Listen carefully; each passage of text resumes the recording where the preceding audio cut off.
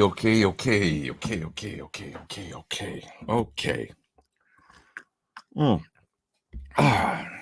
It's a Pete Thorn Sunday Lab. Talking about your whammy bar and your overdrive. Talking about your fuzz and your ground loop buzz. What's up, everybody? What are you doing? What are you guys talking about? Guys are talking about pedals and stuff. Someone was asking about the new warm audio pedal. I think it's a Klon style. Yeah. And we got folks here in Scotland. We got folks here in the United States. We got folks here all over the place. Excuse me. Just had some blueberry bread. It's delicious.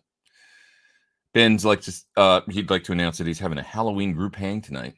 I didn't do a Halloween theme. I'm not anti-Halloween. I just don't really I don't really do Halloween. I don't get dressed up and stuff. I wish I could be more fun. I wish I was more fun. I was out last night. I was hanging out and eating some dinner and stuff. And everybody around me saw their costumes and being all silly and stuff. And I'm like, am I a curmudgeon? Am I an old curmudgeon? Or a young curmudgeon? Not a young curmudgeon. I'm drinking some Track 5 coffee from Vincent today. It's the dark Route 59 dark roast blend. And it's delicious. Double Longo. Kind of basically an Americano is what I made. It's really good. What happened this week? I put out a video for the Laney amp. The Laney 3-watt tube head. Really good sounding amp. Like for that particular thing. Do I have a little... I cut myself shaving. Maybe. I didn't notice. See, this is when you need a producer. Looks like I got blood on my face. Maybe it's just red. What an idiot I am. Oh my God. I'm just going to leave that for a minute and see if it chills out, but it doesn't look good. Laney. Where is it? It's back there. And it's really it's nice, for that particular sound, it doesn't do the cranked super lead thing or anything, but there it is. You can see it. Somebody was commenting that those big knobs are going to be hard to see. I don't know. I think they look cool as hell. The big knobs. They're not hard to see actually in person. I can see the font on them. And to be honest, once you set it, you're probably not changing it. It's kind of I don't want to say it's a one sound amp because you can get different sounds out of it, but it's got that particular thing. I garner, from talking to people like Friedman and stuff that the JTM 45 it's a relatively close, to the circuit of that. And which has the more sort of scooped tone stack, more bass, and a little sort of a, dare we say, it's not dissimilar to a 59 bassman at all. So a little more Fender, it's like that cross between Fender and British.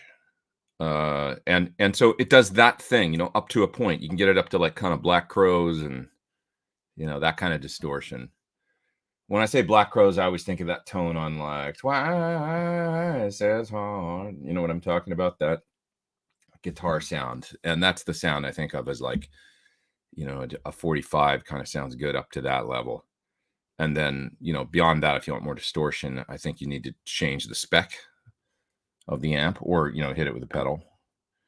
And so that's the way I feel about that Laney, that it does that sound really well. But you hear it and it's just a pure kind of tube thing that it does nicely, really nicely. It's pretty cool. What else do we got here? Yes, Steven says Britt is the Halloween queen. That's true. She loves, she's got an entire Halloween all the way, sleeve, is Halloween tattoos. So yeah, I don't really do the dress up thing. I don't know. I've done it a couple times and enjoyed myself, but it's like in the last 20 years, it sounds so old. But I was kind of never into it. Like even I guess when I was a little kid, and then after that, I was just like, I don't know. I feel like there's pressure to find a cool costume. Some people get all into it, and I don't know. Oh, that's nice. Paul says you hung out at Tony McAlpine's house this weekend, and we talked a bit about you. He said you're a great guy. That's really nice. I haven't talked to Tony in a long time. I should reach out. I hope he's doing well, and please say hello to him for me. We had a lot of fun in France, man. Some people don't realize that, but I did a whole tour with Tony.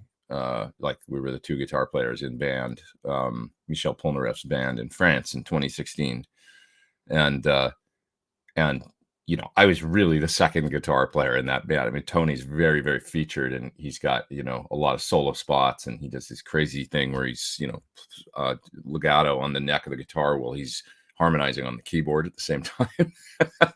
He can full on do that. He's a monster, man. So yeah, that was, and Michelle had this idea of us doing a dual guitar solo, you know, like a guitar battle during his set, which is like, I was like, you're gonna make me have like a guitar war with Tony McAlpine, you know? Okay, you know. But it ended up being really fun, and I really enjoyed it and sort of look forward to it every night. It was cool. We had this fun kind of interplay, you know, and then we would end on like Smoke on the Water and like join up on the harmony, you know, like harmonizing. It was cool. It was really fun. He's a very, very unique guitar player and unique musician that you know, just kind of has his own, he's one of a kind, really, you know, his ability on the keys and the guitar, and you can tell that he was just kind of, but I don't know, he's just like made to play music or something. It's like, I think by the time he was 6 years old, he was probably just like ripping on keyboard, you know, and it's interesting. But anyways, say hello for me, please, Paul. And what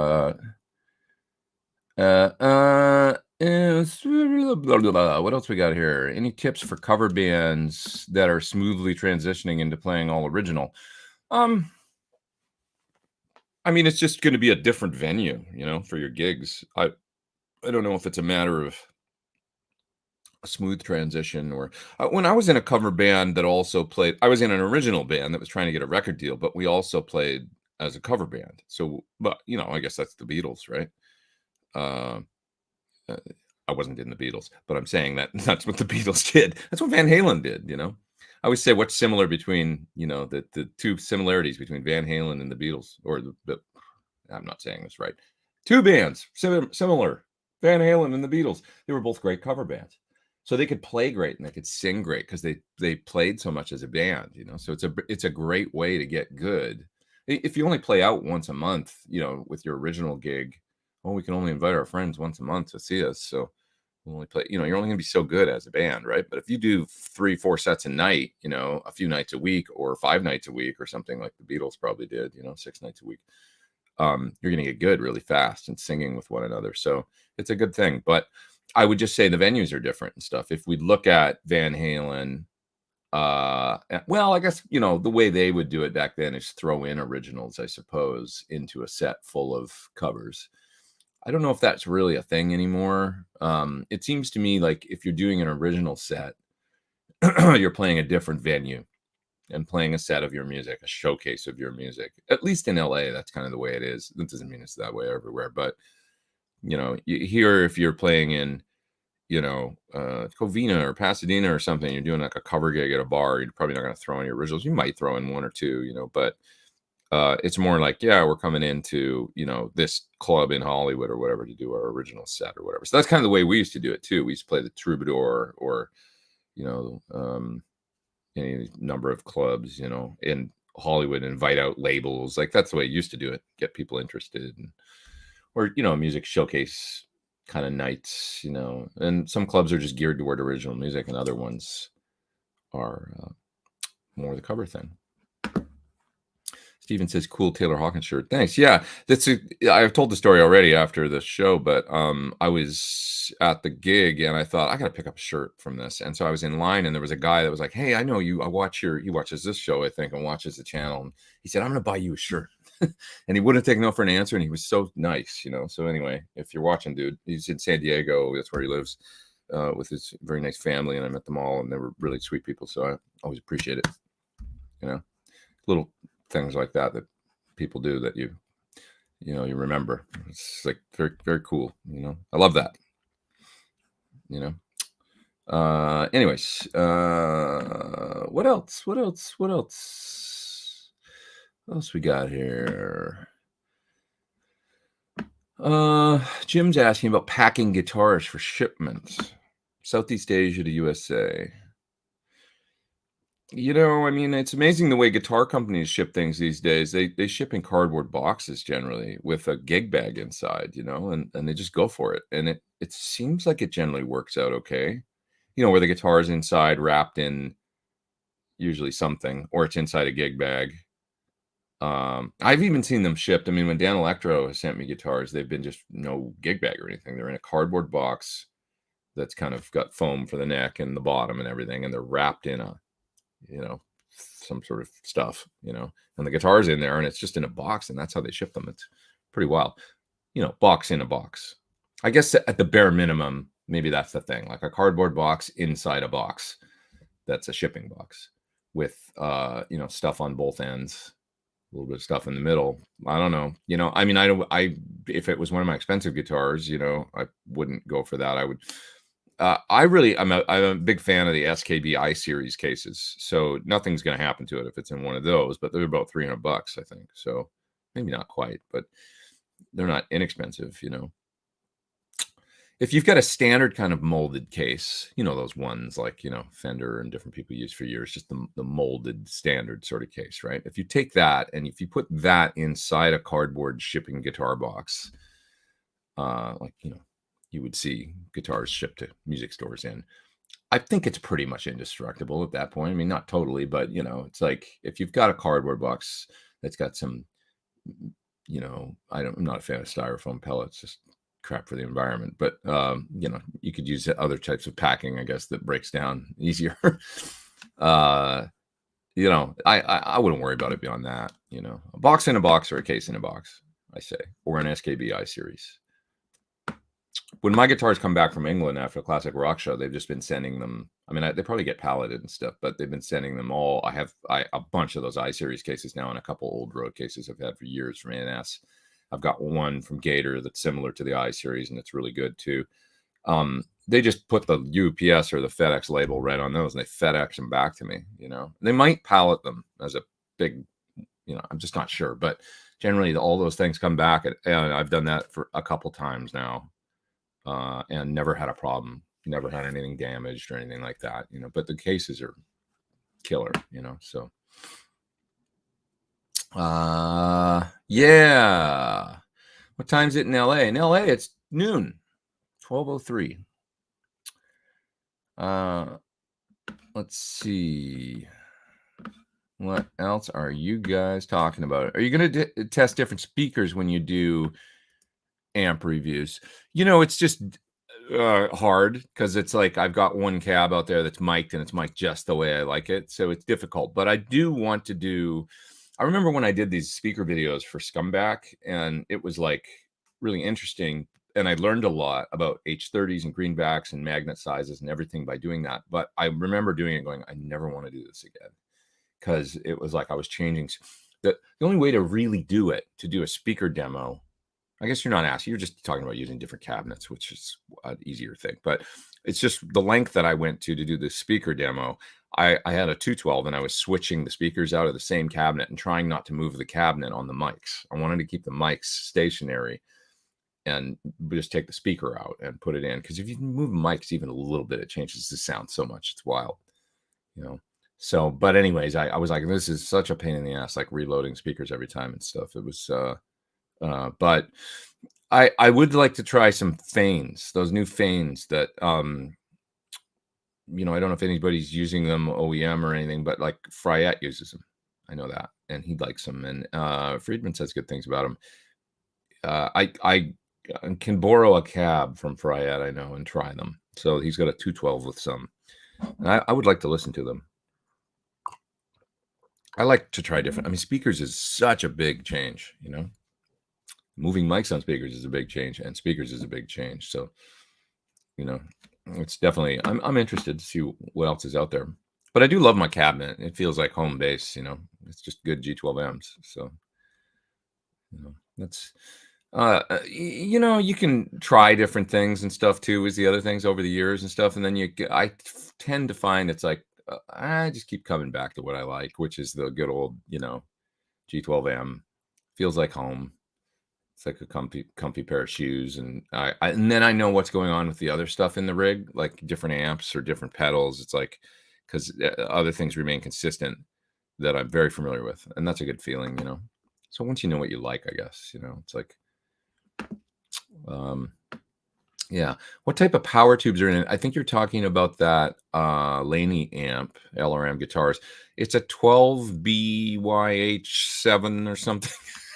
I don't know what it is, but if you look on the website, it'll tell you for the LA studio amp. Look on there and it tells you a little bit about the power amp. I'm intrigued by the power amp too, because it's 3 watts, single-ended, but the amp sounds like, it doesn't sound MIDI or like a tiny, you know, it doesn't sound small. When you listen to it through the IRs and through the mics, it might as well be a big amp. So it's interesting. Like once you get something loaded down and then you're listening to it through studio monitors, you know, it's like, it doesn't feel like a tiny amp.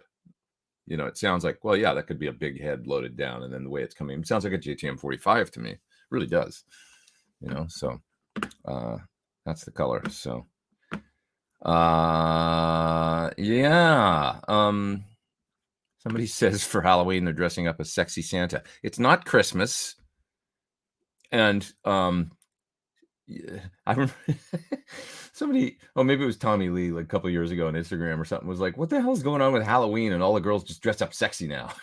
He's like, it's supposed to be scary. It's not supposed to be like super sexy time. But I'm not going to complain if, you know, if people want to dress up super sexy. Do your thing. Now with your bad self, Santa. You dress up your kitty. There were some bat wings put on the kitty at one point, or some like red bat. You know, he hates that stuff though. He's like, dude, leave me alone. Don't make me part of your weird human holidays. I feel like between the new Friedman amps, the Laney, and the PRS Hendrix amps, we have a lot of lower wattage JTM 45 style options. Isn't the PRS 100 watts though? It's like a JTM 4500, isn't it? Or do they make a lower power version? They might, and I'm just not aware of it. The one that I tried at Sweetwater was a high power. I know it was like a JTM 4500 Hendrix style. But anyways, but yeah, the new Friedman amps, yeah, the little sister is kind of 45-ish in some respects. The only thing is, the way I understand it is that actually twin sister from Friedman is the one that actually has the 45 style power amp with the tube rectifier, and I think it's a tube rectifier. I think he kept that, but it's a 6L6 based, kind of based on a 45, and the front end is a little more JCM 800, I think.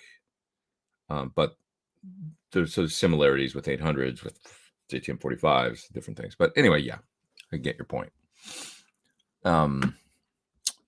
Yeah, yes.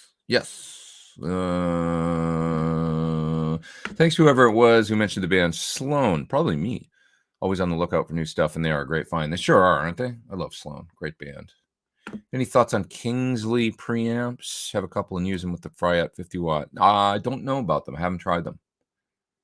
I don't think I've ever. I feel like years ago I made a demo video for a pedal or something for that company, but I just don't recall. Hundreds and hundreds of videos ago.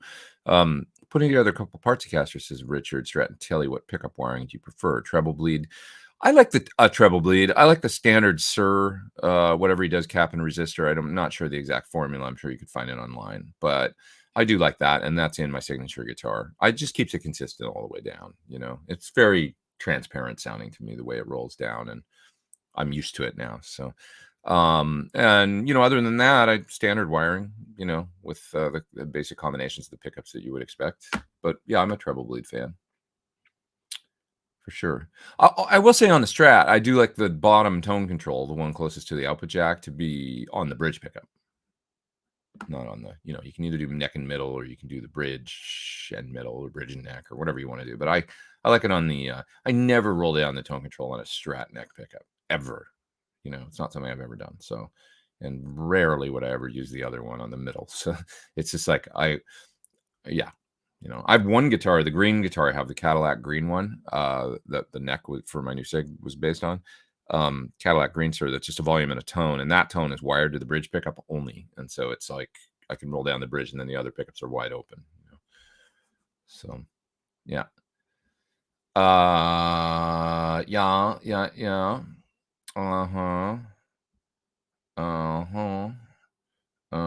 Okay, what else we got here? I've got a super chat there I should go down to. A couple here that I've missed. Here's one from Deshaun. What's my opinion of the B-Tronics? I like B-Tronics. Fat B Overdrive, haven't tried that one in particular, but that company's really cool. So I'm sure it's cool. You know, it's neat stuff. I love the looks of those pedals too. Yeah. Robert says in large print, shipping, you have to assume that someone will drop it, so pack it accordingly. Yeah, I agree. I mean, a good, you know, a case inside of a box, you know. Yeah, imagine it's going to get thrown, you know. Do you have a Suhr hard case? Well, they used to ship their guitars in kind of standard hard cases, those old school kind of, you know, the ones that everybody used, not a molded style. They've never done a molded style that I know of. So yeah, I have some of those, but they're not actually a Suhr case. They're like a case that they bought from, you know, that they used to get from, I don't know, G&G or one of those companies or whatever. So, yeah. Now they do gig bags exclusively, which I'm a fan of because those old cases, you know, from any company, they used to fall over, you know, they don't stand upright. Nobody uses a case really. They all carry gig bags, and it just makes more sense. So yeah. Have you played the Suhr Paulownia? Paulownia. How do you say that word? Paulownia. It's a wood. It's a very light wood. That's like one step from balsa, but you can make guitars out of it. And I have played it a little bit. They're very light. I don't have an opinion really on that particular guitar because I've never plugged one in, but I've played them in the shop, and they seem cool, and they're very light. You know, now my fear would only be that the low end. You know, because I find like when you go below a certain weight, that you just lose bass. Every guitar that I've ever had that's light, really light, has a kind of an airy thing to it. And that could be great for certain things, you know, just a little more hollow thing, but the low end cannot be that defined, you know, thing where it's, even on Swamp Ash, you know, I find that low end is a little less solid, you know, whereas when you get an older body that's of some weight, or certainly with mahogany and stuff, the heavier you go.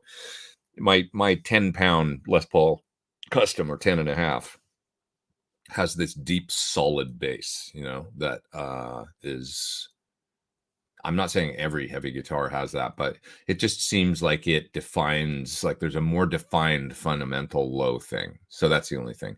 But different people have different requirements and styles of music and that they play. And, you know, weight is a big deal to a lot of people with back problems or as you get older or different things, you know, and I understand that. I don't like having a heavy guitar on my shoulder forever and getting that pain that you get that just like, God, it's hard to get through a gig like that, you know. It's a bit of a struggle. So there's different reasons, but yeah, I'm not saying they're even. It could be a completely different thing. I have one guitar made out of that wood here, and it's not even completely. It's a Gil Yeren that has Paulownia. It's a beautiful guitar. I wonder if I have it out there, I can show it to you guys. It's really beautiful. Probably a lot of you haven't seen it. Let me see if I have it. I'll show it to you.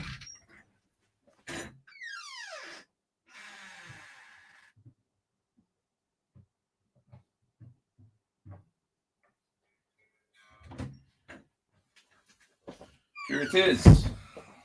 It has a fantastic neck.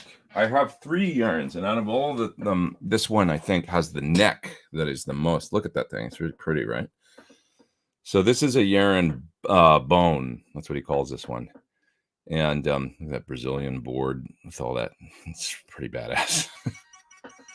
But this guitar has a real, it's loud.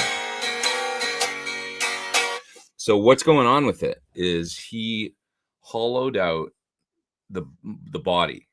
So it's got a mahogany body, maple top, but the body was hollowed out, like so that it's just almost like a hollow body, right? And then he inlays that wood, Paulownia or whatever, into the mahogany. So so it's like a mahogany shell surrounding inlaid, you know, and it almost sounds hollow with that wood. It's really interesting. It's got a real air to it, and it weighs like, I mean, it's got to be 7 pounds, maybe, this guitar. I should play it more. I need to address the nut on it a little bit because it's a little bit of a difficult guitar to tune and keep in tune, and I think it just needs a little love done to the nut. But oh my God, the neck is it's got a real sort of 59, like that little bit of V that some of them had with just the perfect shoulder. I don't know how else to describe it, but it's such a playable neck. It's a really, really great neck on this guitar that he did, and gorgeous finish, and I should use it more. Now this guitar has his interesting pickups in it. They're called God, I'm not gonna remember now, but he's got this air gap in underneath the pole pieces and stuff, and there's kind of a forward thinking kind of design with the pickups and stuff that he came up with. And you know, it's just it's a really cool guitar. So put it back here and look at it later.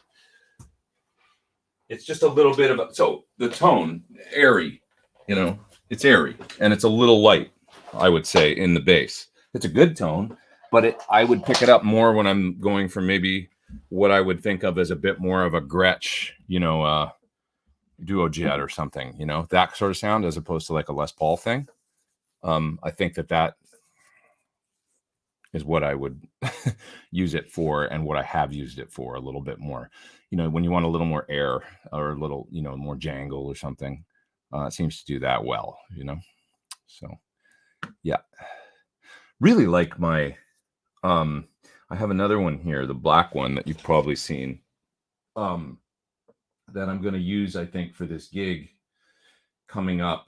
Might take it and use it in open, I think it's open G for something with Paul Rogers. So I'm going to use it on that for my open G guitar, because it just sounds really good. So it's a cool guitar. Okay. What else are we talking about? Can you talk about your experience with Fractal? Yeah, I mean, always a good experience with the folks there. You know, their guy Matt, who's like their artist guy, and he's very knowledgeable and a really nice guy. Always really good with me. My experience using it, I used the Axe Effects on tour with Melissa Etheridge. I think she's the only artist I've used it with on stage, but it really served me well in the context of gigs that I couldn't bring an amp to. So it was early days of that kind of thing for me, but I used it direct with her on a whole European run for like a couple weeks.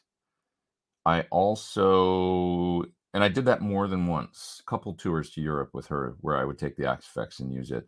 I used it on a US tour with her where I used it into an Atomic 5050 power amp, and we would carry the rack with the Axe Effects and the power amp.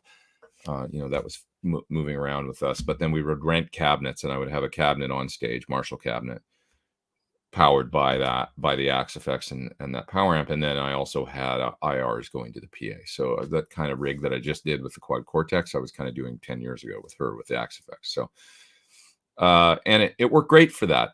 I will say, because the thing is so deep, because the Axe Effects is so deep and there's so many options and great, you know, great sounds, but man, there's a lot and you can get lost. What's helpful for me, my number one tip, is to limit your options when you're trying to come up with sounds for a gig or a rig or a set, or, you know, stick to, okay, I'm going to pick a super reverb for my clean and a Marshall 50-watt plexi for my dirty rhythm, and you know, maybe one other amp, or I'm just going to hit that Marshall plexi with a virtual pedal and up the volume a little bit for my lead sound. And that's it. You know, don't do more than that and come up with all your sounds for your whole band with that, because that's what you would do with a real rig. If you start switching amps and different things for every single song, or, you know, in different cabinets, especially, you start sending all these different sounds to the PA, and it's hard to even out all the levels and everything. You're just making this headache for yourself. So if you just come up with one thing and then just kind of augment it with different effects, what you need, you know, make yourself a little virtual pedal board and some virtual, you know, post effects after, and stick to that, you know, for all your sounds. It makes it so much easier. So that's my experience with the Axe Effects. That's how and doing that, I had pretty good success.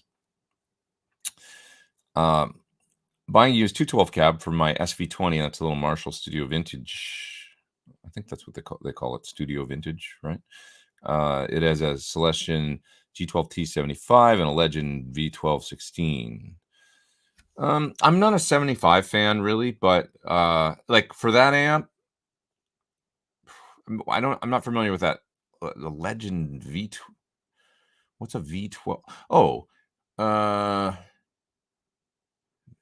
Legend V. Is that like a V type? Is that what you mean for that? I'm not sure. That could be a keeper. The 75, I would probably, with the 21, I'd just put a greenback in there, man. Honestly, and then blended with the other speaker, or, even blended with a V30 or something could be really cool. But 75s, man, they sound like the last time I used a cabinet. I've used them with some success. And I shouldn't judge too much because rental, the standard Marshall cabinet, 1960A, 1960B, they've got those 75s in them. That's what they use, right? And they can get beat up, obviously. They go to 1 million gigs. They can be getting hammered with level, and, who knows what is happening to those cabinets. But the last one I rented was in wherever the heck we were. I don't remember where that gig was, but it was a particularly tough gig. I remember there's some sound issues and stuff. The second to last gig on the Five for Fighting tour, or maybe it was the last one. Anyway, doesn't matter. That cabinet was a 75s in that cabinet, and that cabinet sounded like crap, man. I remember it just had this like ratty distortion to it, like where I was used to using a couple Suhr 112s, and one had a V30 and the other one had a Grey Wolf in it, which was a speaker from Warehouse, and I just blended them, and they happened to sound really good together. The 75 sounded like this papery, raspy thing. It's like the same rig, and it just didn't sound good through that cabinet. Ugh. Didn't like it. So get a different speaker. I would just put a greenback in it. Good old greenback. Yeah. Okay. Austin says that he's developed a ritual of practicing while he listens and watches Sunday Live. That's fantastic. Turn me off and put on something more educational. No, don't do that. We've got 322 people online. Let's get it up to 400. I'm always happy when it hits 400. Means that we still got it. What else we got here? I sold a Bugera 5 watts, says Lawrence. First time selling gear on Reverb. I underestimated the shipping, but it's okay. Someone's getting new amp day. Yeah, it's a hard one to know sometimes, right? Like exactly what you're gonna, depending on where it's going. I've always had a hard time with that. Like, what do I charge for shipping on this if I'm selling something? So I usually ask Dave Friedman because he ships amps and receives amps for repair and stuff all the time. So it's like, what should I, he's a good guy to ask.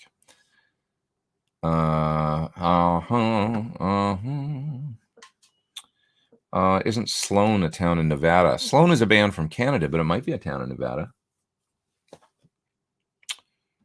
Yep.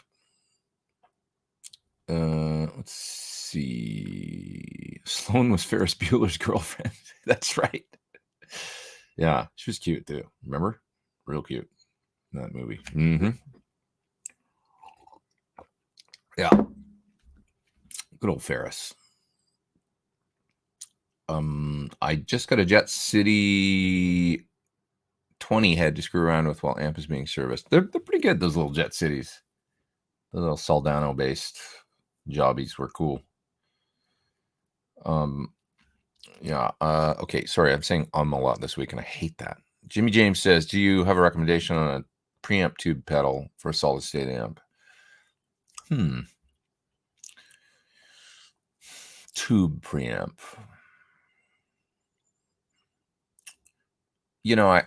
I've got like a couple here that are basically amps in a box. I've got to get to this Black Star one. God, I got so much to do. There's a Black Star one here I've got to do, but there's also a Dumbo one here I've got to do. And if you guys are watching, any of the people that send me these, I'm sorry. I'm doing a video right now for orange pedals, and I've got to get another one done for a pedal I can't mention that's coming out on Tuesday, and I got to get those down. Then I have a rehearsal at the end of the week, has a lot of anxiety, but I will get to everything. But anyways, that's not your problem. Your question was, what's a good tube preamp?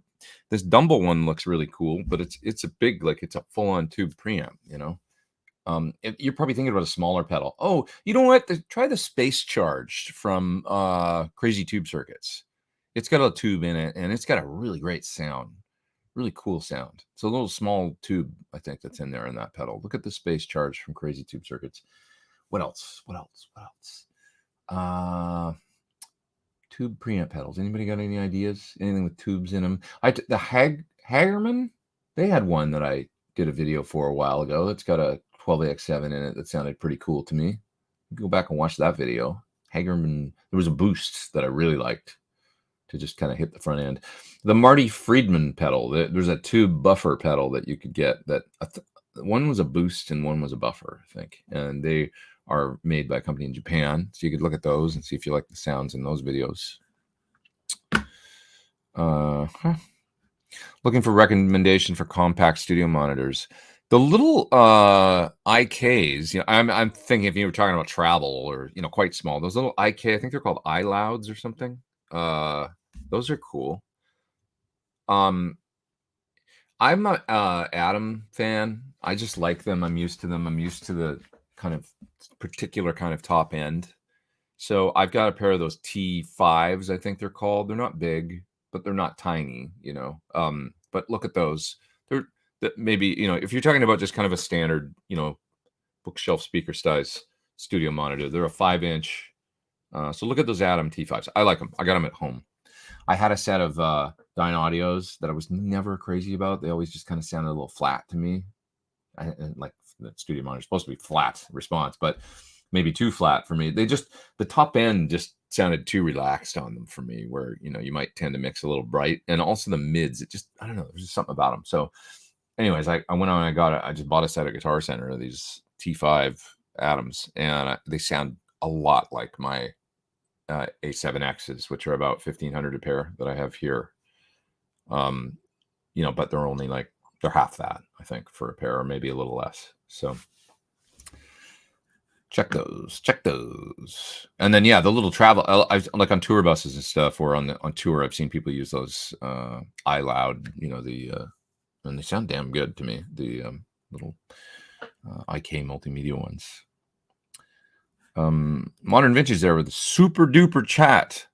Became ill this past year. Sorry to hear that. Oh man, I'm sorry. Maybe not improve. Sorry. Playing, learning, writing is difficult. But I still hear the music in my mind. Advice. Maybe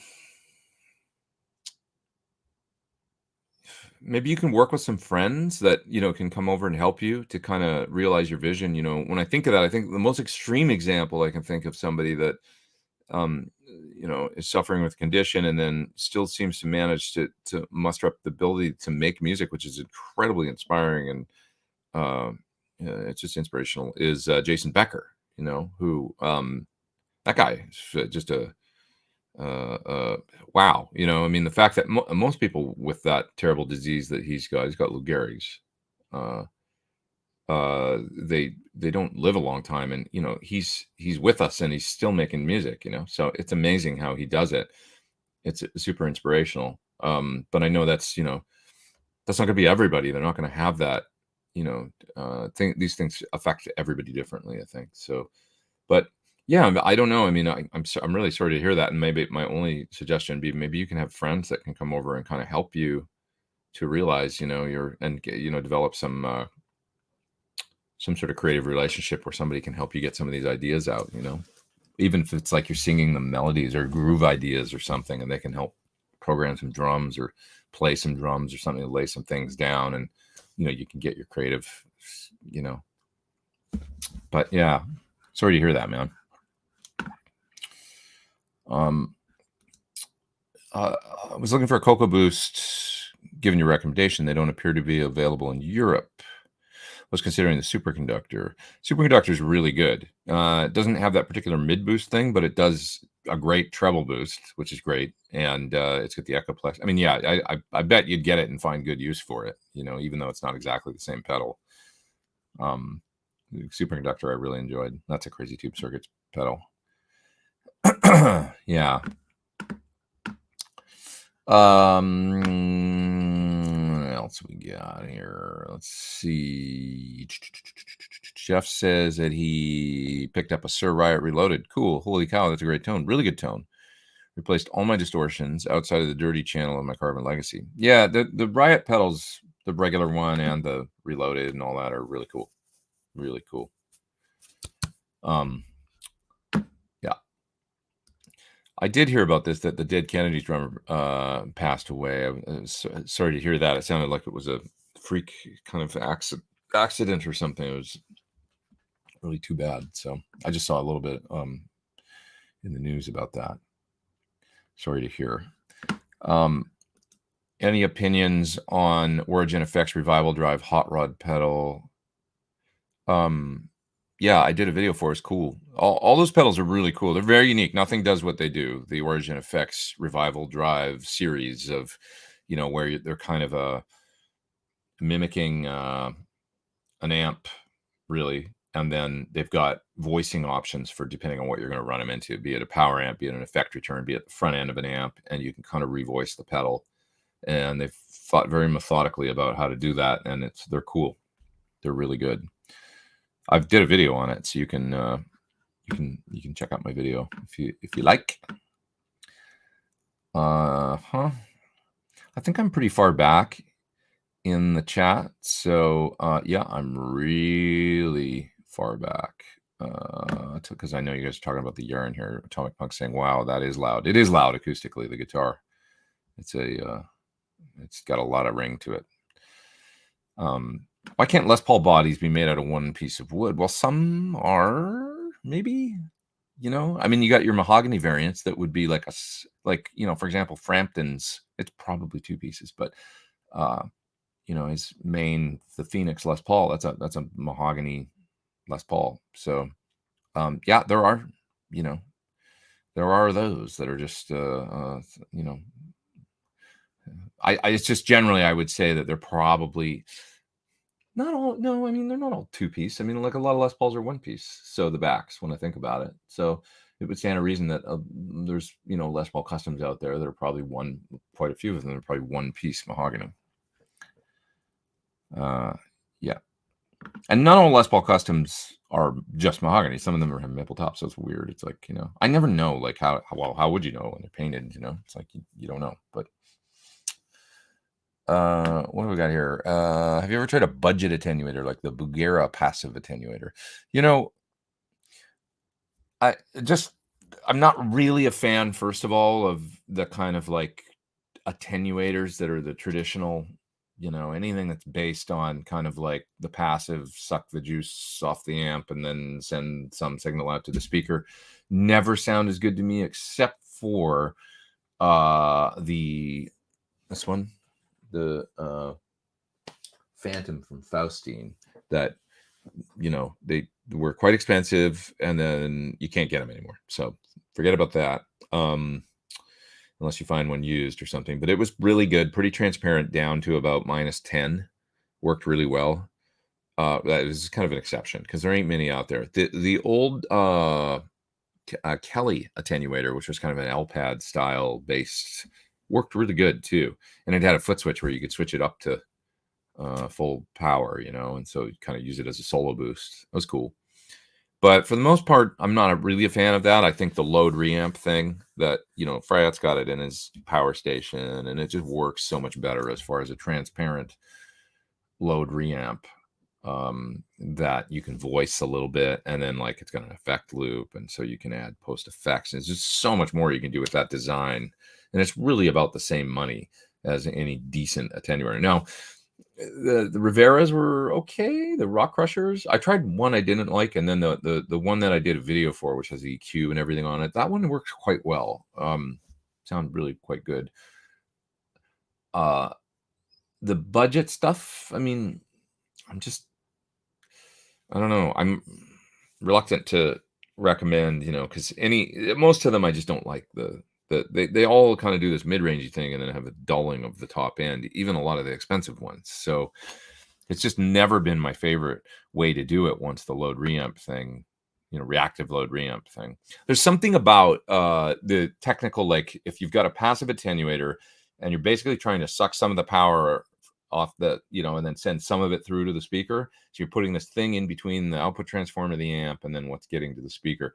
There's something about that is more difficult to do than completely loading down an amp with a reactive load, right? And so the amp is still responding like it thinks it's plugged into a speaker. It thinks that reactive load is the end of the road, and that it's responding and all that. So, and then you take that signal that's now at line level and amp it back up with a flat kind of power amp and send it out to the cabinet. It just works better for whatever reason. It's more transparent and more like the real, the amp plugged into the real deal. So would I recommend the SL67 or OD100 Classic Plus? Totally different amps there. The 67 is a straight up 50 watt plexi, but with great Van Halenized kind of, the built-in variac basically. And you can, just get some really, it's a raw plexi kind of thing. Whereas an OD100 Classic Plus got a Fendery clean channel, so if you need to hit, if you want any kind of Fender going on, well, there's your answer. If you need an effect loop, there's your answer.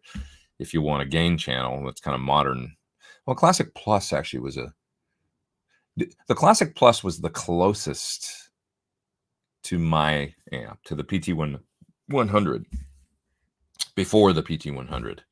It was the one I liked the most because it was EL34 with a plexi-cell sort of output transformer and stuff. And so, you're picking basically Fender, Marshall, channel switcher, effect loop, modern features against the traditional, old school 4 input.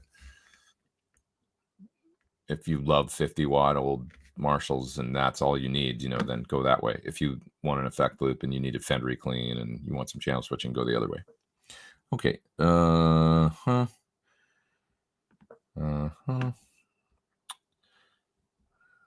Do you have D'Angelico? I don't.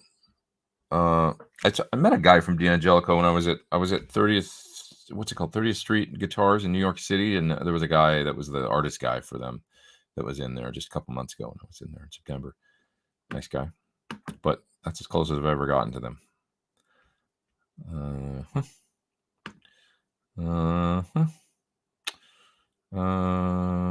Okay. What else we got here? Louder Than God got an FM9 recently. That's the Fractal. Good stuff. My buddy Max Bernstein put up a nice post saying that he thought a preset I had made for that unit, well, it's the FM3 I made it for, but it'll work on that just fine. He said it was the best fake amp on the face of the planet. Best fake amp on the face of the planet. Thanks, Max. Max is MD to the stars and guitar player with Miley Cyrus and others.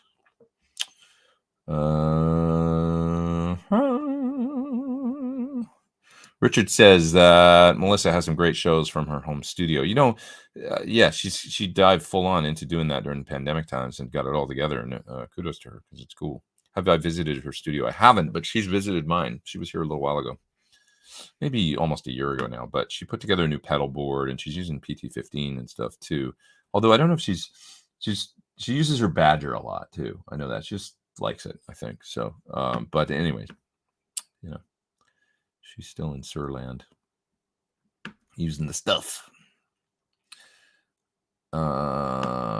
Paul, speaking about Celestion speakers, says 75s don't have any magic in the mids. Yeah, they're weird. They're weird in the mids. Strange sounding speaker. Not my favorite. Paul got a Thornbucker 2 and a Les Paul Custom. It's great. Thanks, man. Yeah, the pickups are out there. Still waiting on the guitars to get out there, but the pickups are out there. Bull in the China Shop says that he got 2 mid-70s blackbacks after hearing me talk about them. Wasn't familiar with them. They are superb. Replaced my vintage 30s and my Friedman 212. Cool. Are they 30 watts or 25s? I wonder. Great speakers, though. Those 70 Celestions are just cool.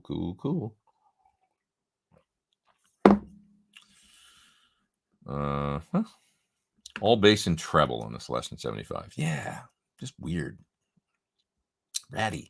Maybe that's what I don't like is the treble. You know, they sound like more treble and kind of ratty in the treble, less rich, you know.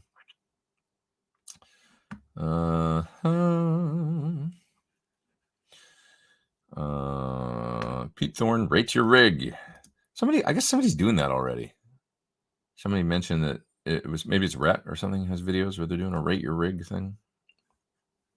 It's hard to come up with anything original anymore. I'm happy just making a few amp videos because it seems like people like them and the videos get more views, you know, and I'm excited about them because I like plugging in amps and turning knobs and stuff. And so that seems to be a nice thing for the channel, you know, a subtle boost. And, you know, YouTube, I feel like a lot of people talk about it, you know, it's slowed down for them or this or that. But I noticed an uptick in folks' interest in my channel when I started doing a few of these amp things. So that was nice. Simple. What's a good chorus pedal? Simple would be the Boss Waza CE2. You know, no brainer. Great pedal. Also the Dimension from them, the Waza one, great pedal. If you want to get out there, you know, Walrus has some really nice ones, I think. I love my Mobius. You know, I got no problems with the Mobius. I always get the sound I want out of that thing, be it even vibe, you know, rotary sounds, the chorusing, the vibrato, the flanger. Mobius is such a good all-in-one mod box, honestly. Really, really great. Okay.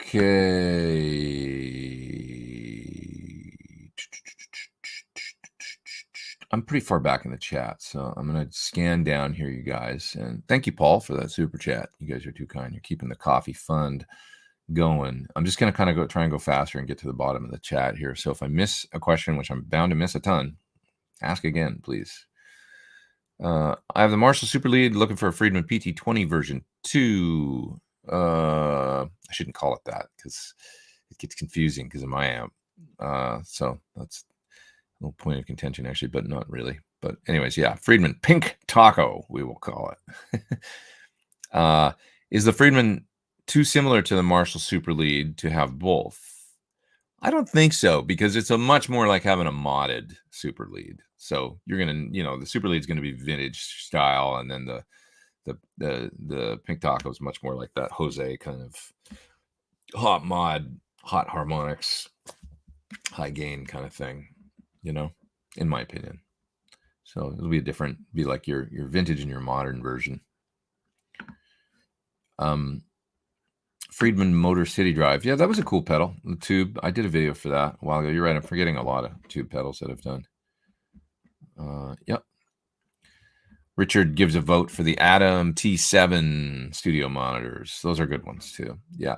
I've got the T5s at home, so a slightly smaller driver. And it's Newbie. Thank you for the super chat. Always a pleasure listening to your experiences. You say thank you. Thanks for adding to our community. What is the one gig moment you felt unprepared for? Okay, so one came to mind. Okay, I'll tell you a couple stories. No fault of my own on the first one. The first one, I was going to the Santa Barbara Bowl. I was playing with Don Henley, and so thought, okay, this is gonna be good. We were on tour, kind of doing dates, and I think we'd played the Greek Theater in LA, and the next one was Santa Barbara Bowl. So we stayed home, had a day off in LA or something, I think, and then just drove ourselves up to Santa Barbara the next day.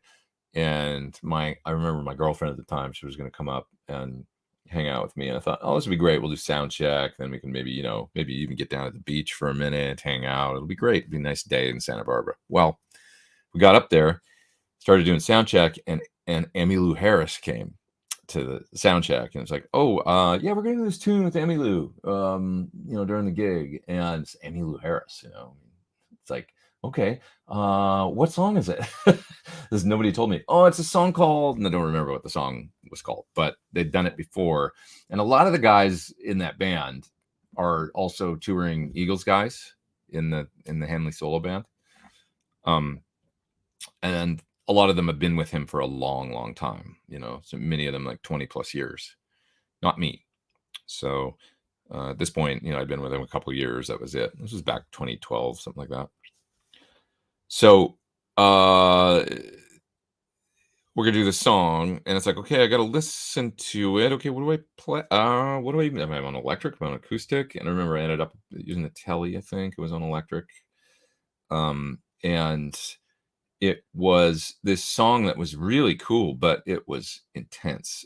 It had a key change, and it kind of never did the same thing twice on the turnarounds and stuff. And it was like, okay, and they're like, yeah, so there was a prominent acoustic guitar part, so Stuart Smith played that, and then they were like, okay, so you'll take the solo and stuff. It's like, oh, okay, and it was this really beautiful solo that was on the record, and I was like, so I kind of got a handle, on it as quick. I can't even remember if I was listening on my phone or what. But anyways, we did the sound check. I kind of felt like I was stumbling through it. These guys knew the tune. Oh, you'll be fine. Just follow us. And it's like, it's not that kind of tune where it's just like I wasn't falling under my fingers or anything. And so after sound check, I was like, I got to work on this. And I basically from sound check, and it was the kind of song that you almost needed to read a chart for if you didn't really know it. A lot of changes. And I remember going back to the dressing room and spending about the next 2 hours just working on this song. That's it. And I was like, well, it kind of, it was really cool because it was like I got to do the song with Emmylou Harris, but we'd had this plan to kind of hang out and like have a few hours to go hang out in the town. That none of that happened. I was like, sorry to my girlfriend at the time. I was like, and I was like, I gotta do this. And then I went in and just worked on this tune for like the next couple of hours. And then did it on the gig, and it was fine. But it was just like I remember being like, I'm not gonna suck. I'm not gonna get up there and blow it. It was Emmylou Harris and Don Henley singing, So it was intense. I had to really like mind over matter it and just get into it. But I don't like that feeling of not being prepared. But like I say, that one was no fault of my own. That's the only one I'll tell right now, because gotta get to some other questions. But thank you for your super chat. Appreciate that. And have you ever played Cornell's Black Duo Jet? Thoughts on 70s tellies with wide range humbuckers? Thanks. I haven't. That guitar, I believe, was in his rack that came to the. There's a video of us playing on the Tonight Show with Tony. I played on the Tonight Show with Tony Cornell. Was that a year ago or more?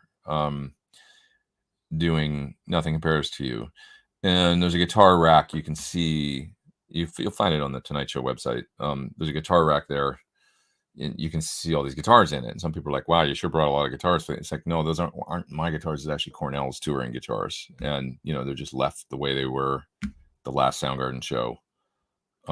In the rack, and so I'm sitting beside the rack of guitars, all his touring guitars, and the Duo Jet's in the rack, I think. So I saw it in there, but I wasn't taking anything out of that rack. It's kind of just been left the way that it, So I do believe it was. I took a look to see what was in there, and that was one of the things in there, I think. Yeah. So crazy, but yep. Was Corey here? Corey Congilio? What's happening, man? I just saw you ripping at your gig. You put up a video today or yesterday, gig in Nashville, where you're just killing it, dude. God, you're good on guitar. Monster. Who won the Chris Cornell acoustic? I'll keep the new owner. I wanted to put up a post, but then I was like, this person probably wouldn't want people to know that they were the one. So I don't know. I didn't want to assume, but yeah, somebody, won the auction and stuff. And I sent the guitar off about a week ago. So hopefully it got there safe and sound and everything. I actually haven't checked. So sent it off FedEx. Once again, I shipped it FedEx in a box with, a case, hard shell case, molded hard shell case that it came in from Washburn. Case is pretty beat. But yeah, so that guitar is gone now. I will never see it again. For those that don't know what the hell I'm talking about, we did an auction for Ukraine humanitarian aid. Save Our Allies was the organization that the proceeds went to. But I auctioned off a guitar that was my Washburn, but that was also used by Chris Cornell on tour in 2009, and it's off to its new owner somewhere in the east coast of America, I think. Okay. Richard says he's going to see Jane's Addiction, Smashing Pumpkins this week. That's cool.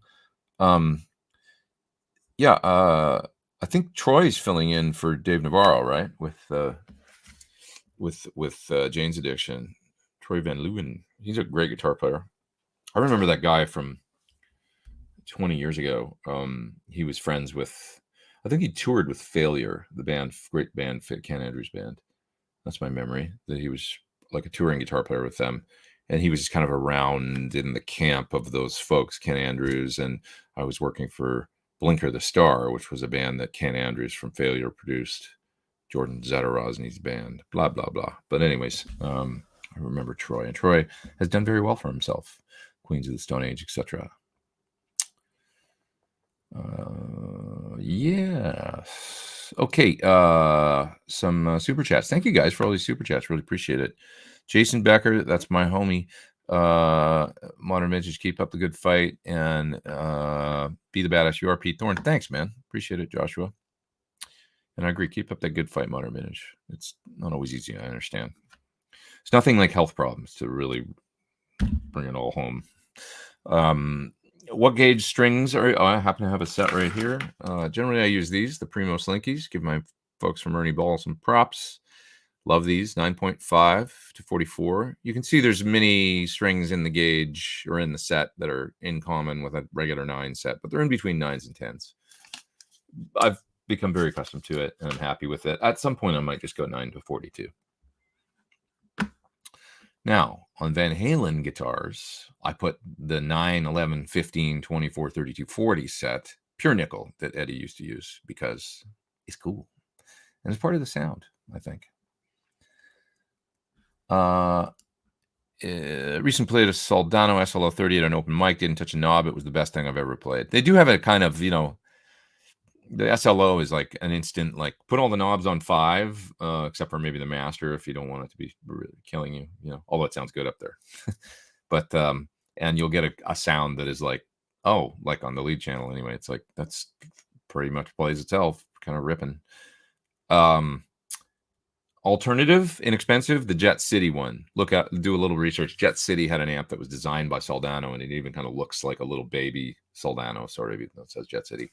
They are the budget alternative that you might be able to find for $300 or $400. And, you can do things to them. You could send one to Friedman or somebody to do a couple simple mods to probably make it a little better. But they're kind of cool as they are, not a bad budget alternative. Suhr PT15IR, Thomas, thank you. Appreciate the super chat. Thank you. What about the THD hot plate? Grant says back, Attenuator chat. I gotta move down in the chat here. I'm so far behind. I have a hot plate. Was never really. They're okay at -4, but they do dull the high end a little bit. I just think there's better options. They're a classic. They're reliable. There's good things about them. But they were widely used at the time. Some people still use them and enjoy them, but they're not the same as, say, this Faustine Phantom that I have here as far as transparency. Or the new, if you want a new passive attenuator that's really quite good, the Iron Man, the Tone King. I've got videos on my channel for it. You can check them out. They're pretty damn solid. Any thoughts on RJS amps? Don't know anything about those. 6800, 78 EVH spec. Don't know anything about it. Sorry. I don't know. Haven't tried that particular amp. So many amps out there. Have you ever played Kim Mitchell's famous blue guitar? No, I would love that, but I have not. Since it's a super strat with pickups from 335, do you think we could achieve its raw sound using Thorn buckers? Yeah, I mean, it's probably I think it's a pretty straightforward, those necks with the hockey stick headstock that he had on there. I swear it's the same company in Canada that was making them. It used to be this company that you could get those necks in Canada at music stores. I remember you'd see them at like Long and McQuaid or Mother's Music that have the hockey stick headstock. I think I remember buying. Because I built a guitar with one of those, and it looked like the same neck that's on Kim's guitar. They were probably made by Godin or something. Who knows? Not sure. But anyways, Yeah, pretty basic. I mean, it's a Floyd guitar with PAFs, and there's so much that goes into a rig. Kim was using all kinds of stuff. So depending on what tone you think of, with the raw, when you say raw sound, but yep. Richard says your amp videos are the best. You show how good the amps can be. Thanks, man. Thank you. Now that you're reviewing amps, anyone in particular stick out that you liked? Well, out of the stuff that I've done, I've only done a few, but they all had their strong points. I mean, the little half-watt guy was cool that I did, a month and a half ago, because it's so small and tiny, and it's like, wow, it actually sounds pretty legit, like JMP kind of for being a half a watt, And then the Laney was cool in a similar way. It's like, wow, it sounds like pretty legit, but much different with JTM 45, kind of clean thing that was a pretty good pedal platform. So they do different things and appeal to different people. And then out of the two Friedmans, I liked the Taco. It was like a little more, like I said, it was just like a little bit of that addictive. It's a bit of a one sound thing. You can do different things with it, but that sound it does that thing great.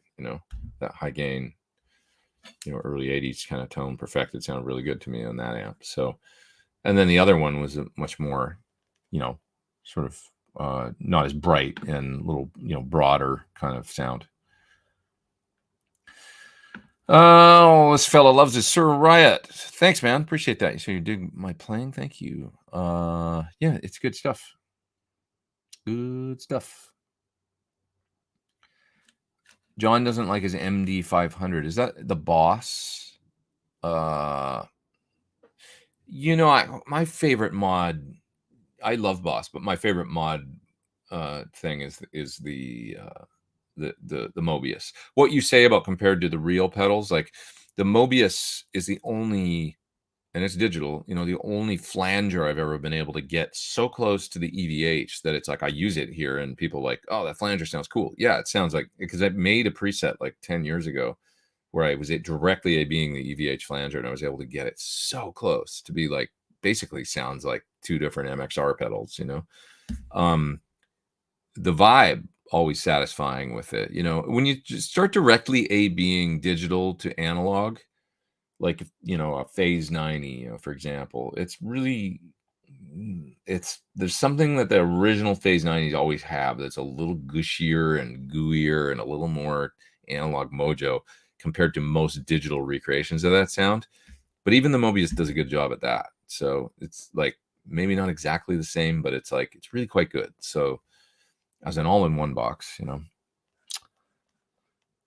it's pretty cool.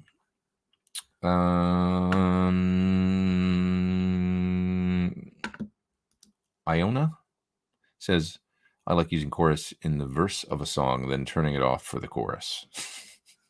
No chorus on the chorus. Don't bore us. Oh, there's a super chat. Geez, you guys with your super chats today. Thanks for sending the coffee fund. It's going to be time to, we need toilet paper around here too. Appreciate that. What's the best way to run quad Cortex front of house with IRs and a conventional cab with a Seymour Duncan Power Stage 170 for stage? It's just a matter of configuring the paths within the quad. So you've got 4 paths, and you can easily configure even like 2 full rows as being, if you want more effects, if you're running out of slots, 2 rows, right? And at the end, you set the output to be output 1, 2 for your direct, and you put IRs on that chain. On the next path that feeds all the way through, you set it to be output 3, 4. That's the 2 1/4-inch outputs. Now you can take those and go to power amp. You could do it the other way around too. You could have the IRs on them, but I run the XLRs to the house because it seems like then I don't have to go into a DI, right? So the 2 XLR outputs you can send straight to a stage box to, the monitors and the PA and everything. That's output 1, 2. Put the other output on the other signal path to 3, 4. Run those out the 1/4-inch to a power amp in the cabinet. It's very simple. It's not hard. You can totally do you don't need a global speaker bypass or anything like that. You just pick what path you want IRs on, and then it'll work great. Terrific. Ooh. Any advice on how to use the Strymon Big Sky and El Capistan stereo units for an echo with amps? Well, you just use the mono left output. You know, you can also split to 2 amps, either in front or using effects loops, as long as you ground lift using a isolation transformer on the B output. But yeah, specifically just tell me kind of what you want to do, maybe what your amp is, and I'll tell you how I would plug it in. Oh, capstan is nice in front too of an amp because it's really it's a tape delay at the end of the day. So you can run it in front and it sounds really cool for a lot of things. But it'll work in the loop too. I would put it first and then come out of it into the Big Sky. If I was running in a loop, effects sand out to the El Capistan input, mono in, come mono out of it into the Big Sky, mono out of that into the effect return. That's it. Or if you want to split the stereo, come stereo out of the El Capistan into stereo into the Big Sky, stereo out of the Big Sky into effect return 1, back into the effect return of a second amplifier. That's where you need the ISO transformer, little Palmer, little Samson, little EBTEC hum eliminator, or you can ground lift as a last resort with a 3-to-2 adapter on the power for the second amp. Not the recommended way, but you can do that and it'll work in a pinch.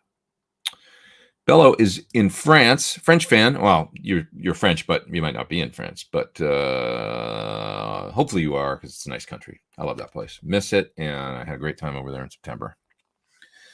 Nice to see you. Bonjour, ça va? Ça va bien.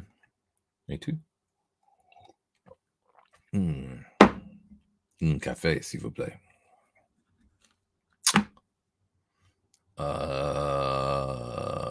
What's the name of the Hanley and Emmylou Harris duet? I don't remember. Could probably find it if you searched it on YouTube or something. It might even be video of me doing it. Oh, I doubt it though. I probably pulled it down. But yeah. Anyway, I made it through. If Chris allowed anyone to play his guitars, I'm sure he'd be top of the list. Chris would be very he didn't care about people playing his guitars. He would gladly lend me. He lent me stuff all the time, or we lent each other things. I mean, I lent him my PT100 for the last Soundgarden tour. So he was using 2 PTs and 2 PT cabs on that tour. Yeah. He was great that way. They were just tools to him, guitars. I mean, he had sentimental for sure values surrounding things, but he also wasn't. He would lend things all the time. Let's see. What else have we got here? Still Pete's name not on the Ernie Ball player list. I should tell them. You guys have been giving me strings for years. I want to do things for you. You've been great to me. Ernie Ball has been a terrific supporter. But yeah, I wish they'd ask me to do more things and stuff. I did do a video for their pedals for them years ago. They had these like an overdrive with a, it was like an expression pedal overdrive as well as expression pedal delay, I think, echo. And I made videos for them, and cool pedals. But that's like the only promotional thing I feel like I've ever done for them. And I feel like I should do more for them. Big fan of your Van Halen videos and showcasing old Marshalls in general. Curious about the black guitar with the red pickguard in the videos. Oh, you're talking about this one.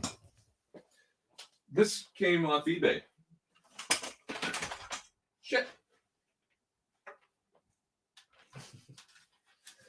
So I pulled down my bug light. This came off eBay. So it's cool. A guy built it out of kit parts, Musicraft, K&E, I think, all that stuff.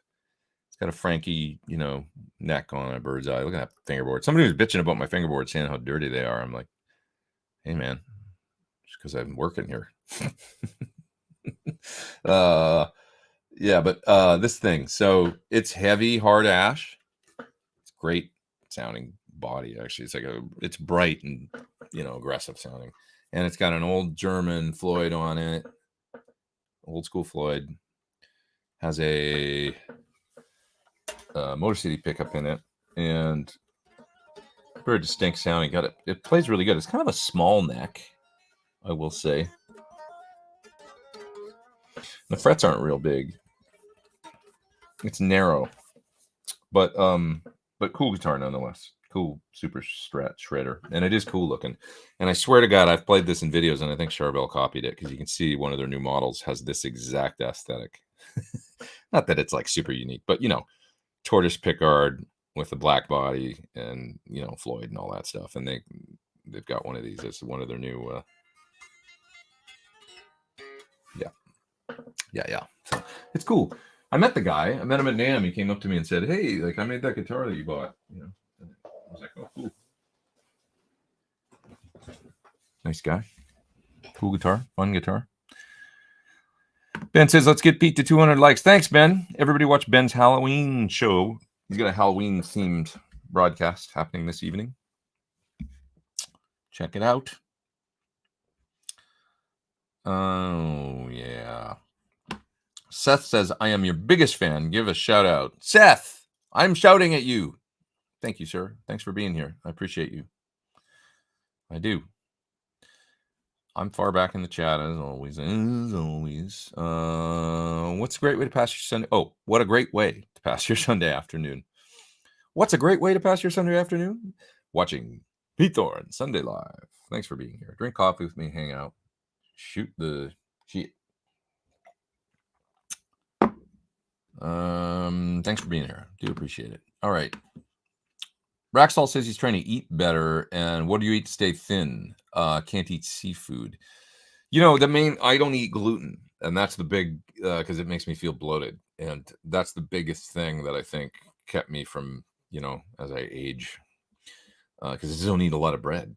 It's not an option many places. So when I go to, I go out, it's like, well, it's a chicken salad again. So it's not the most exciting thing, but cutting bread out. I still eat gluten-free bread sometimes, but you tend to eat less of that. Like you go in a Starbucks and you look at the counter in there, and you're going to get a snack or whatever with your coffee.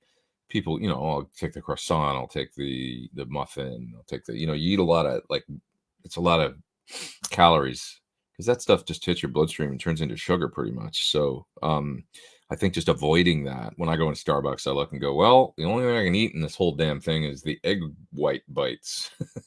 Those little egg things, which are pretty damn good, actually, and keep me going. They're good, like, quick protein. But yeah, so you just avoid a lot of just by default. I think you don't eat a lot of bread. That's a big one. And I'll just attest to, like, I had multiple friends that also around the same time, this is like 10 years ago, that I quit eating gluten. My friend Lance quit. My friend Blair quit. I had an uncle that quit, all for different, health reasons and stuff.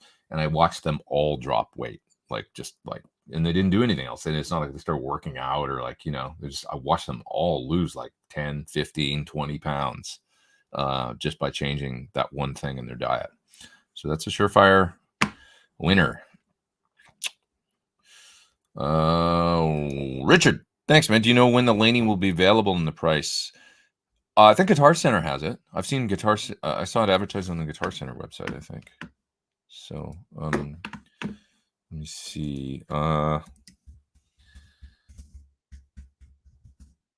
See if I can find it real quick. But yeah, I see it at Guitar Center, $11.49. Free shipping, 45-day returns. I just Googled it, LA Studio. There it is. I hooked you up. I answered your question. Wait, I lost my StreamYard chat. Where? Oh, there we are. I was like, wait, where'd the window go where you guys are? I found it. Have you ever played through preamps? Funny you should mention, I might do a video for him. They hit me up this week, so maybe Plexi style or something. But I've never played one. Laney looks large for a 3-watt amp. Is it lighter than it looks? Yeah, it's super light. Like, it's very featherweight. So I think they just opted to make it look like a traditional head a bit more, but it's really only like this wide. It's not like, you know, it's not huge, and it is very light. So probably fit on most 112s nicely, I would think. Yeah. All right. Arthur says, definitely into my analog pedals. I can feel and hear a difference. Yeah, there is a certain, you know, there's a certain thing to the analogs for sure. You know, that's why they're still made, and they've got a certain syrupy sound that just happens with analog echo, phasing, chorusing, just a warmth to it. That's kind of just a thing, you know.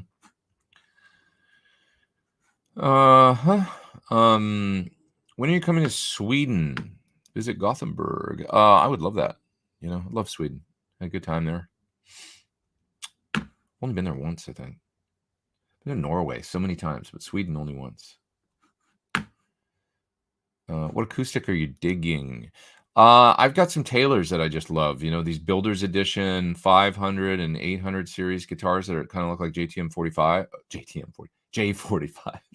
Excuse me. It's not an amp. It's an acoustic guitar. A J45. Really love those. And so I'm getting a new one of those with a Taylor pickup built in that I'm excited about. So yeah, got those, and yeah.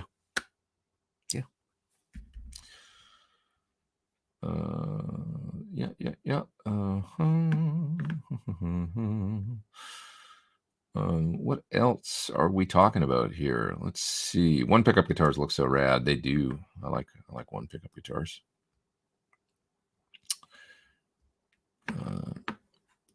Let's see. Bought a Japanese 88-ish Charvel neck. Cool, with the pointy headstock.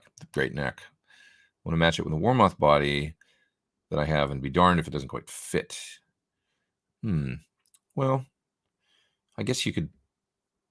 Yeah, it's a tough one. I don't know. Maybe have a luthier look at it, or if you could, you know, get a different body that is, you know, send the next the shape of the neck heel spec or whatever to them, and see if you can get something made. It's only a couple $100 to get a, you know, alder body or whatever, basswood. Bobby Does Music is up there. Super chat. I'm missing some super chats here, so. See here, just dropping in to say thanks for the awesome demos over the years.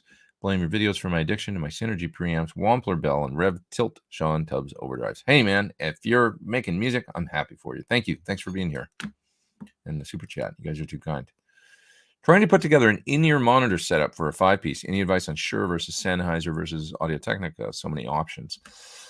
I don't know that much about I've used Sennheiser and Suhr, mainly Suhr, over the years, but they're all pretty similar, dude. It's all digital, and actually in-ears are sometimes not digital because of the latency. They do exist these days, the digital in-ears, but so that's a good question. But I don't have this like knowledge of them because I'm not really like a backline guy, or a, you know, like I'm not really an in-ear fan. So the guy hands me the pack and I reluctantly put it on and plug into them, and it's kind of as far as I get with it. I will say this, I'm a fan of using the limiter on the pack, generally speaking. And on the Suhr packs, I generally turn on the high-end boost up +2, you know, just a little bit, because it lends a little more clarity to the sound that's just lacking generally within ears, I find. But other than that, I don't have a great perspective, I'm sorry, on the different brands. You know, yeah, I've used Sennheiser maybe 20% of the time, 10% of the time, and then the rest has been the Shuhrs, and they work fine. I'm just not really an in-ear guy. I use them when I have to. Your video with Friedman on getting the brown sound with the Plexi speakers guitar is my favorite. Thanks, man. Thanks for watching. That was a fun one to do. Fun little, you know, you can tell when people are into stuff, right? Makes it more watchable, probably. Girls4.xyz says, find love on the best dating site. Block user. Goodbye. Oh, I think Ben already did it because it's not letting me do it. Find love on the best dating site. Why did I highlight this? Oh, God, let's get rid of that. What's this? Anorexia works, but it's not a very appetizing way to lose weight. Yeah, I don't recommend that. No food eating disorders. That's a real thing. All right. Let's see. Getting rid of gluten does so much good for our bodies. Yeah, I mean, I noticed it right away. Like losing weight just seems like okay. This is it's a no-brainer. So okay, what else we got here? Scott is eating his birthday pizza. Good for you, dude. Happy birthday. How do you deal with noise issues with your amps in different venues? Well, I don't find that actually amps create more noise. You're going to get noise through the pickups of the guitar in different venues, depending on the RF in the air and the amount of shit getting in the pickups, EMI, whatever in the air. The only, like sometimes on certain stages, for example, the only thing I've found generating noise is like sometimes there'll be like, I don't know what, something under the stage, transformers, stuff under the stage, and your cables going from your pedal board back to the amp and stuff. I can find that I'm getting this noise coming through, and sometimes you move those cables, and then it's like, oh, the noise gets louder or decreases, or depending on. But that's rare, Most of the time, if your rig is designed properly with proper isolation transformers where required, everything's grounded right and all that stuff. If it's done by somebody like a Friedman or something and it's tight, you won't have any extra noise getting introduced by the amp or by the pedal board or by that kind of stuff beyond the norm from place to place to place to place. It should sound kind of, obviously pedals make noise. You turn on a compressor, it ups the noise, the hiss, certain, a digital wireless makes noise going into a high gain amp, because of the A to D conversion and just like the digital, you find that like, even when you gain stage them properly and everything's all things done right, you'll get a little more hiss into a high gain sound when you're using even a good quality wireless. So up the noise floor a little bit, but completely acceptable if the whole rig is designed properly and stuff. So if you're moving around and you're finding you're getting the telltale way to always diagnose noise, turn your guitar off, right? And now if you're still getting a through the rig, well, that's a ground buzz, that's happening somewhere. So disconnect some things and see what's happening. Pull the cable from the input of the amp. Does that go away? Oh, okay. Well, now plug it back in. Okay, you're getting a ground loop on the way to the amp from the pedal board. If your effects loop is plugged in, and you're getting some sort of weird buzz, and if you pull the effects loop, so now that you don't have any effects in the loop and the buzz goes away, well, you got something going on with the loop, and it's not the amp generally, it's like what you're interfacing into it. So the main thing is just making sure the rig is all done right and it is quiet and that you're not getting any ground loops, And then once that's, if your amp rig's quiet and your effect with your pedal board's plugged in is quiet, but then you roll up your guitar and you get a bunch of buzz, well, that's just stuff coming in the pickups. So now you got to look at, do I want to use humbuckers? Do I want to go to, an active, Fishman Fluence or something, which I find very quiet, or something different for certain venues because, my single coils are picking up. But that kind of stuff I just live with generally, that noise, the stuff coming in the pickups is like, we've been dealing with that as guitar players for eons. Sorry. Okay. You guys are saying Guitar Center sucks and stuff. Guitar Center's fine if you know what you want and you can just call them and make sure they, if it's like, here's what it is, here's what I want to pay for it, that kind of thing, and if it's the only place to get something, I buy from Guitar Center sometimes. I mean, I got my studio monitors from them. I still like to drive to a physical store sometimes and shop and pick things up. So I'll go to Guitar Center, Sherman Oaks or Hollywood or something. If I want to walk in and actually like try the thing, or, I know they've got it in stock. Like I could order it and wait 3 days, or I could just go over there and get it. So, yeah. Arthur says, I love the look of your guitar. That looks like a Les Paul, but without the toggle on top. That's my Scala Underdog. And Leo actually works for Gibson now doing some stuff like doing, kind of custom shop projects and stuff like that. So who knows? Maybe they will do a version of his, at some point. Yeah. Yeah, the Laney LAs I see listed at 30 watts, not 3. I think that's a mistake. LA 30, or maybe not. Oh yeah, you're right. Okay, the Laney studio, I see. You're right. LA Studio Supergroup. You're right. The one I just quoted on. Okay. But you could get it from Thomann. Let me see this here. Oh yeah. Okay. You can get it from Thomann, and it's listing it as $789 US in US. So you can order it from them.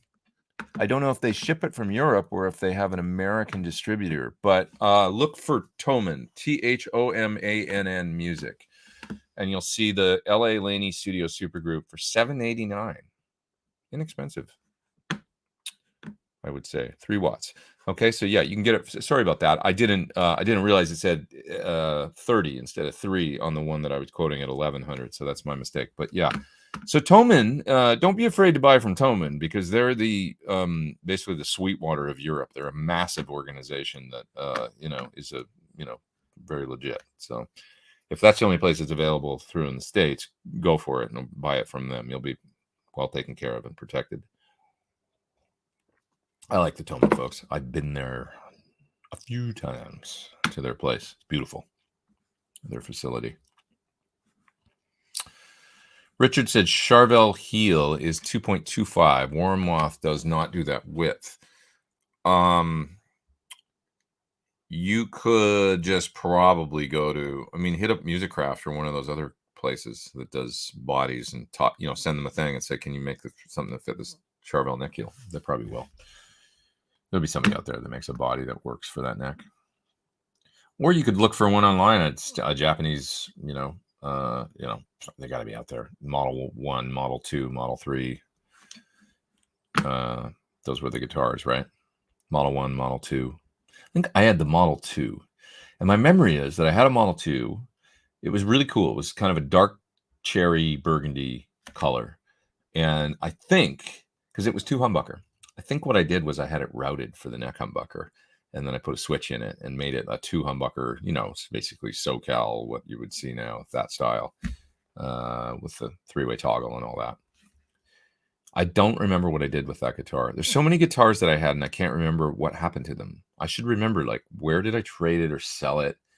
Where did that guitar go? Because it was a cool guitar, and there's many of them I just can't remember. Anything from the last 20 years or so I remember. But before that, I don't remember what happened to a lot of gear. And I guess it's because it doesn't really matter. But, okay.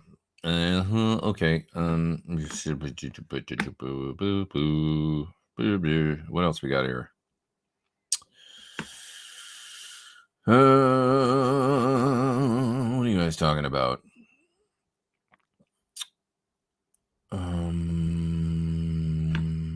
In a perfect world, would you use inner monitors or cabs moving air? Cabs moving air. 100% of the time in a perfect world. I just much prefer it. I have more fun playing music. I'm not a big fan of in-ears, Although I use them. I use my, my ones from right here. I forget the name of them. Why can't I remember that? 3D MEs from ASI, which I quite like them. They're cool. I just I don't know. I just really enjoy using just monitors and stuff. We've talked about this a lot. I don't want to bore you with my talk about in-ears and what I don't like about them. They are cool though. The 3D MEs with the mics and all that built in. Okay. Do I own any P90 guitars? Only one. Isn't that crazy? And it's not that I don't like them. I have a Mac Mall here, Telly, that has 2 of their P90s in it. A great sounding guitar. One of my noisier guitars, as far as shielding goes and all that, when we talk about that, the single coil noise, that guitar's got some buzzy, but it's really cool. It's got a wonderful acoustic, kind of a lot of air in the tone and the sound coming through the pickups and stuff. It's very cool. Yeah. Who works on your non-Suhr amps for maintenance? Friedman. Yeah. He's my guy for all the, you know, we, those are my 2 amp guys, Suhr and Friedman.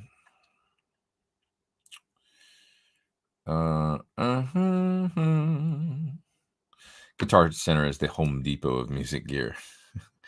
Right. Yeah, kind of. You know, like you go there and you know what you want, and you just go up to the till with it and buy it and get out. You know, I mean, I know it's a little bit of a different thing in LA where you've got the Hollywood store actually has that artist guys that like, you know, are kind of like almost like artist relations, and they're a little more like, you know, just probably at the Hollywood store in general, you're going to find the most on the ball kind of, you know, employees and stuff like that, generally speaking. I can imagine when you get out, you know, to different places, different states, you can end up with some random, you know, situations that aren't, you know, the most knowledgeable people and stuff like that.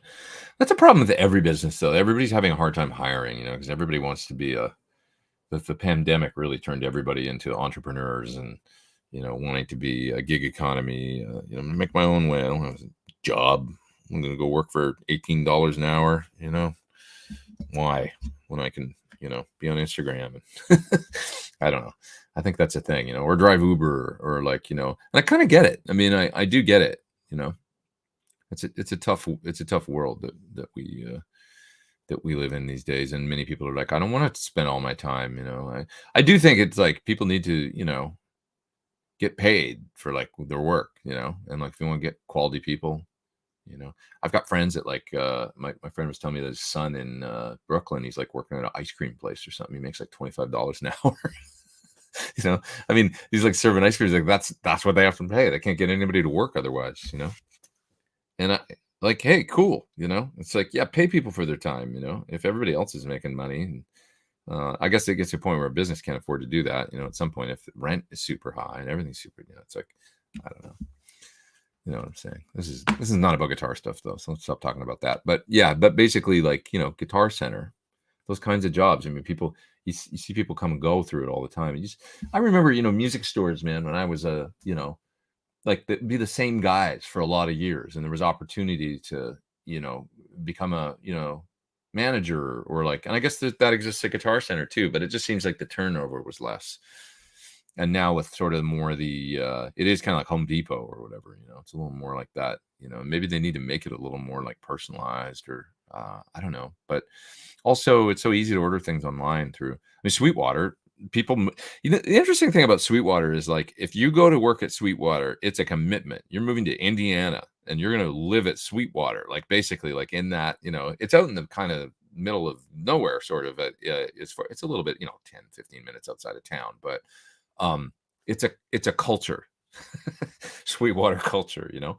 And if you're in it, and I think they know that, like that if somebody's going to move out there and work for them, they put you through an intense training course, I think, like quite, you know, like you gotta like memorize a ton of stuff and know a lot about, you know, by the time you come out of there, if you're going to graduate their training course, you've learned a lot of shit. So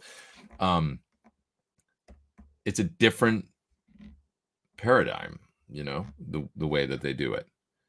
And it works for a lot of people because it's like as far as customers go of the store, you know, you got to admit, like the Sweetwater people, I mean, there's jokes say, hey, I'm Pete, your Sweetwater sales engineer.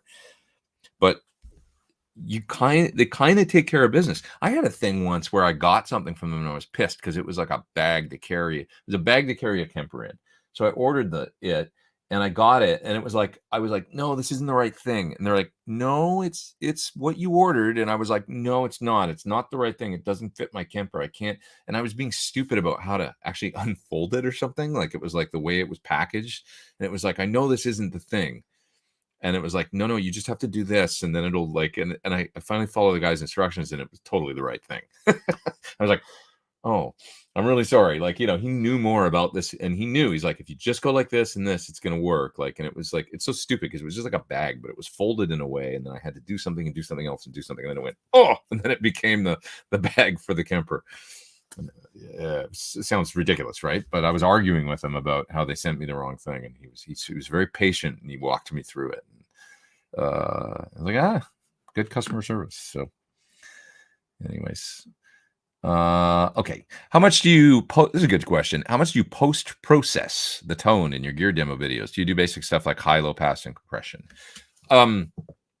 Okay, so generally speaking, when I do the song in my demo videos, I do a little mix, but I try to not EQ the guitars too much. But I will dump everything below generally 70 hertz, which doesn't really change the sound that much. It just gets rid of the low sub, but you don't hear it as, oh, I lopped off bass. It doesn't sound like that. It just cleans up the track. When you do that cumulatively across your tracks on things that don't need anything below 70 or 80, it helps.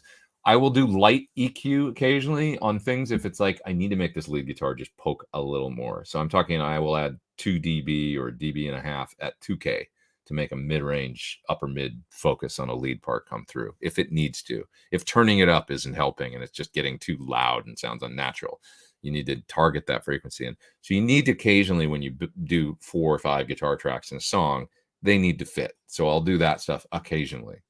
Compression, not really on individual tracks. I'll do that with pedals, if it's a compressor pedal or, acoustic guitars, I'll compress. Now, on the master bus, generally what I do is an SSL 2-bus stereo compressor, and I'll set it for just a couple dB of gain reduction. Sometimes I'll put a Waves plugin on there called Mixcentric, which is a Greg Wells plugin. It's very great. I've talked about it before. It's about $50. It's amazing. It's just a one knob plugin that you turn it up, and it's analyzing your track and just doing a little bit of mastering stuff to it. So it's a little bit of multiband compression, a little bit of subtle EQ, and I use it very sparingly. So I'll do that, and then I'll put a limiter on the master bus. That's it. That's generally what I do. Now, when I go to bounce out the individual tracks that you'll hear later in the video, when it's like, here's this part soloed outside of the mix, I take everything off. So I don't, the Greg Wells, the SSL, none of that stuff is on there. I don't need it for an individual track that I just want it to be very pure. And many times I'll take, if I did any EQ on the track, I'll take that off as well. So if you listen to like the solo in the song and then you go and listen to the lead part later, all I've done is like, if there's an EQ, generally I'll kind of remove it because I want you to hear the raw sound the way that it is, that it went down with no EQ or anything. And then I'll just put a limiter on the bus so that I don't get any clipping. So nothing. So basically not a hell of a lot, Sometimes I add some delay, a little bit of reverb to tracks, but really you're hearing the raw sound of the cab with the mics or of the IR or whatever, just recorded right into Logic without any kind of like, I don't do anything special really to nothing. Or if I do, I tell you, oh, I've added some delay on this part or, some little room reverb from whatever or something. So, yeah. Did I get that super chat? I didn't. There's a big old super chat there. Thanks you guys for all the super chats this week. It helps. It's John. Hey, buddy. I'm now exclusively using Thornbucker 2 pickups in all my humbucker guitars. That's awesome. Looking for an endorsement deal. My audience consists of a 10 and 12-year-old who depend on me for food, shelter, and love. That's awesome, man. Thanks for getting the pickups, dude. I appreciate it. And I'm glad you're liking them. I'm glad they're out there. It's a good pickup. Really good pickup. I love it. It was a no-brainer. It was easy, actually. It was like, just let's do our Thornbucker wind it up to 9K, and stick an Alnico 2 magnet in there, which is how a lot of pickups are developed, to be honest. The custom, it's a custom with an Alnico 2 magnet. Same old wind, Custom 5, it's a custom with an Alnico 5 magnet. So with me, I was just like, let's take our same wind. It's a little special the way that we do it, and then let's just wind it up a little hotter, and then stick that magnet in there. So it's the same wind as a Thornbucker Plus. More turns though on both coils, just a little bit hotter. So, and with a different magnet. That's it. That's how you do it. What else have we got here? I'm going to go down the bottom of the chat. See what we got here. Are you evolving in your pick selection? It's funny. I was reading about, maybe you see that article with Tremonti where he was talking about using these flow picks. I have a drawer full of picks here because Dunlop sends me, they're very nice people, and they send me things sometimes. So I have many different picks here that I have yet to try. I've got prime tones here, which I really quite like. Those are cool. But somewhere in here, I've probably got these flow picks. Here's some just good old tortoiseshell. Here's some Petrucci signatures. That's cool. So they'll send me, little care package with some different picks to try. Because I've been a long time Dunlop guy. They do my signature. Well, I don't have a signature pick, but my pick has my signature on it for touring and stuff. Here's a variety pack. See, I try that. They'll send me out an envelope and ask me to try some different things, see if I like them. So I was hoping I had some of these flow picks to try. Oh, here's a Jeff Loomis signature pick. I know that guy now. We just made friends. Rabia's signature pick. Didn't even know I had those. Interesting. It's just one of these things I got to get. These are cool looking. It's got like Rabia. Look, there he is. So I need to get into them and try them sometimes. But I pretty much sort of exclusively as a main kind of touring thing anyway used the good old Ultex 73s for years. And I'm very comfortable with those. I will say when I started doing the Van Halen music that I learned for that set that I did like last year, I got a bunch of his signature picks, and because I knew he was like into the thinner picks always and stuff, and I thought, oh, this is gonna be weird, but I tried them and I'm like, these are really great. They're a Dunlop, they're a 60 nylon, and they work really good for his style because you can really whack the guitar with them, and with a 40 for a low E, it works great, really cool. So anyways, yeah. The black Petrucci pick with the shield logo is my favorite. Yeah, those are cool. John likes the 1mm flows. See, I want to try and see if I can find some of those. I might have some there in the drawer. I just don't know. But watched an old episode of Tone Talk with you and Suhr. It was killer. Yeah, that was a fun one. It was really long, right? But fun. Looking at drum machines, MC707. What do we think? I don't know that. Sorry, I don't know anything about that drum machine. Dunlop Tortex blue picks. Never was a Tortex guy, but I like the thin ones, the orange ones, I think, for acoustic sometimes. I can play with them, but they just feel like a little clunky to me, and I like the Ultex better, and they're sort of similar. They're like, not that different, but I just like that material a little better. Are you a fan of the Fluence brand of pickups? I've tried some, and I think they're pretty good. For the ones that I've tried kind of the more vintage humbuckers. I've tried the more modern high-gain humbuckers. And one thing I loved about the modern high-gain humbuckers is they are dead silent in this room. So they're very well shielded and active, and they have a really, really low, because my room is a little noisy with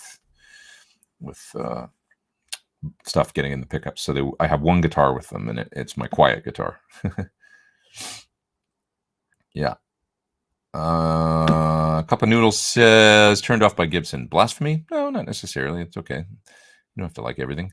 Looking for a no compromise 335. Have I tried the Collings? I have not. John Suhr has a Collings Junior style that's very nice, and the only other Collings I've tried, I feel like I've tried a 335 style. I know they're really well regarded. Their acoustics are beautiful. One of my favorite acoustics I used to use at Linda Perry's was a Collings, and it was beautiful. So I know they make really great guitars, but a great reputation. And yeah, they would be the main kind of, when I think of a sort of outside of Gibson, a 335 or a semi-hollow style that is well regarded, it seems like that's the one that people talk about. So. What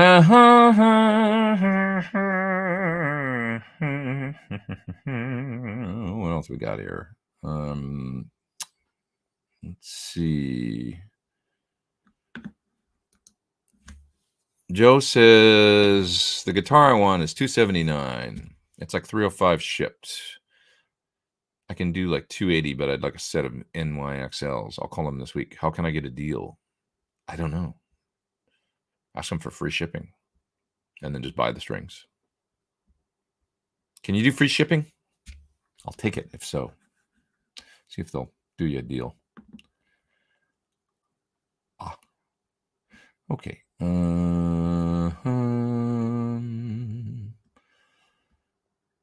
Let's see.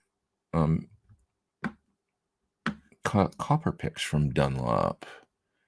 0.005. Oh, interesting. Never heard of those. Mike says he's got a calling. See, this is great because you guys can ask questions and then somebody will hear if it's not me that has an answer.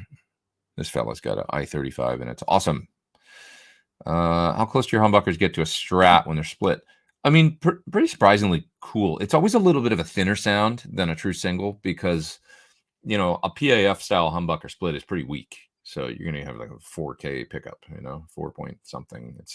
It's kind of weak, but they work in a pinch, and it's the, you know, it gets you there. Like, kind of surprising. I mean, I use the neck single coil sound on my double humbucker signature a lot, and I really like the split two pickups together, the two humbuckers where it's just the two inside coils. That's a great sound, and I use it all the time on things.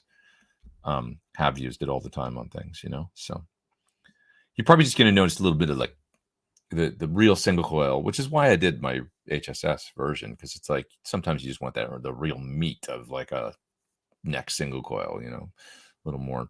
And so it's a thing, but it's surprisingly pretty good. I mean, I you know, when I would show people in clinics and they'd be like, oh yeah, that sounds really good. Like, you know, my neck single coil, and play some single coily stuff on it. And everybody's always like, I'm like, yeah, that's pretty legit sounding, right? And yeah. What else we got here? Let's see. One more question. Have a super Strat with a Suhr MLs and an SSH in the bridge. I find my single coil tones lacking in high gain when the humbucker tone is already quite gainy. Well, you got a much hotter, you know, yeah. I mean, an SSH is at least 12, 13K or something, you know, and then a single coil is like 6, you know, so it's like, there's no way around that other than to use something like Jakey Lee kind of had it all figured out, and so did Warren. If you want true balance, Jake used an SDS, which is a super distortion single coil, SDS1, and Warren used a quarter pounder from Duncan. So they're a real high output pickup. That's kind of the only way to get the balance. I don't really have a problem sometimes when you can lower the bridge humbucker and raise the single coils. Of course, you can only go so far before you get stratitis, you know, too close, especially on the bass side. You know, start pulling on the strings, and you don't want that. So it just kind of sucks, but it is what it is. But it doesn't really suck. It's just a different sound, and it's like, you know, you can also clean boost, you know, when you turn on this, when you hit the single coil for certain sounds, if you want a little more, you know, then you can. That's what the Seymour Duncan pickup booster is basically for. Or really any kind of clean boost, you know, just add a couple dB, you know, when you use that single coil for something, turn on the pedal. There's workarounds. It's all a formula. Hey, Pete in chat, says SD Design. What's up? Have a cider for me later. Okay, I'll do it. I still watch your show on an alt account. Good to see you. Thank you for the super chat as well. Appreciate that. Do I experiment with alternate tunings? Occasionally, yeah. I was recently turned on to Madison Cunningham. She plays with the unique tuning and string types. Yeah, I love guitar players that do that stuff, you know, because it turns the guitar into something else. You know, Yvette does that too. Yvette Young, she's always in different tunings, not afraid to do crazy tunings that work for whatever her musical vision is. So, what hobbies outside of guitar do you have? Nothing these days, really. Seems like I'm always working. No, I love eating. I like sushi. I like working on Japanese. That's fun for me, you know, as a little hobby, like working on another language. But I don't do it enough these days. Although I started revisiting my hiragana and katakana app to kind of like, you know, learning all the Japanese alphabet and stuff, and there's 3 alphabets in Japanese. There's kanji, which is impossible. And then there's hiragana and katakana, which are like the simpler ones that you can write everything in anyway. So I work on that sometimes. Other hobbies, I don't know. Those are really like the main things, like, you know, and just sort of general travel and stuff. When I like photography, like I like when I get into a city and getting out and just traveling and taking photos and stuff like that. That's fun too. But I'm not serious about it with like all the gear and everything. Yeah. My thoughts on a 70s Tele Deluxe with the wide range pickups. Developed originally by Mr. Seth Lover, same guy that made the original PAFs, the humbucker. Cool niche seem to be you'll see alternative rockers use them, or I guess Keith Richards back in the day. It's a different kind of sound, telly with I mean, I have an alt T from Suhr. It's basically Thornbuckers in a ash hollow, semi-hollow kind of T. It's a really great guitar, and I think of them as kind of like rhythm guitars, and I think of the Telly Deluxe, I guess, in a very similar way. I'm going to use it for rhythm when I want a Fendery thing, but with a tough humbucker sound, and I don't think like you don't see too many people like taking ripping solos on Telly Deluxes, I guess maybe that was what Steve Morse's guitar was, though. So, but it was so heavily modified, right? And remember his Telly with the, he had a Telly with a big Strat headstock on it, but was it just a Telly Deluxe headstock? Remember his, his main guitar that he had in the, come on, you old timers. Steve Morse with the Dregs, he had that one guitar, what I'm talking about. Anyways, he ripped solos, that's for sure. What's my opinion on John 5 being in Motley Crue? That's a great question. I think he's a natural choice. I think there's nobody better fit for the job, to be honest. He just, has the look. He's got the metal kind of pedigree or whatever. Playing with Manson and playing with Rob Zombie for so many years and stuff. And yeah, he seems like the right guy.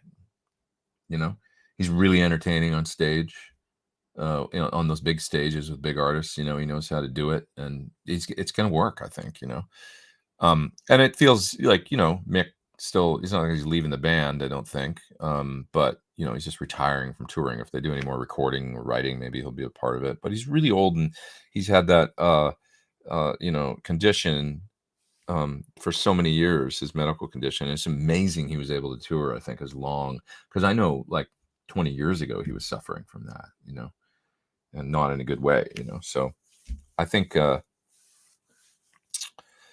he was like selling amps and stuff to make money, I think, back then, to generate some income. So I think it's a great thing that those guys have done these tours and or able to kind of, put it back together, even though that's a band that's obviously suffered a lot of setbacks and stuff like that. And I think it's cool. Nicky, main writer, by all accounts, seems like a pretty good guy, and like his heart's in the right place these days, kind of came through hell. And,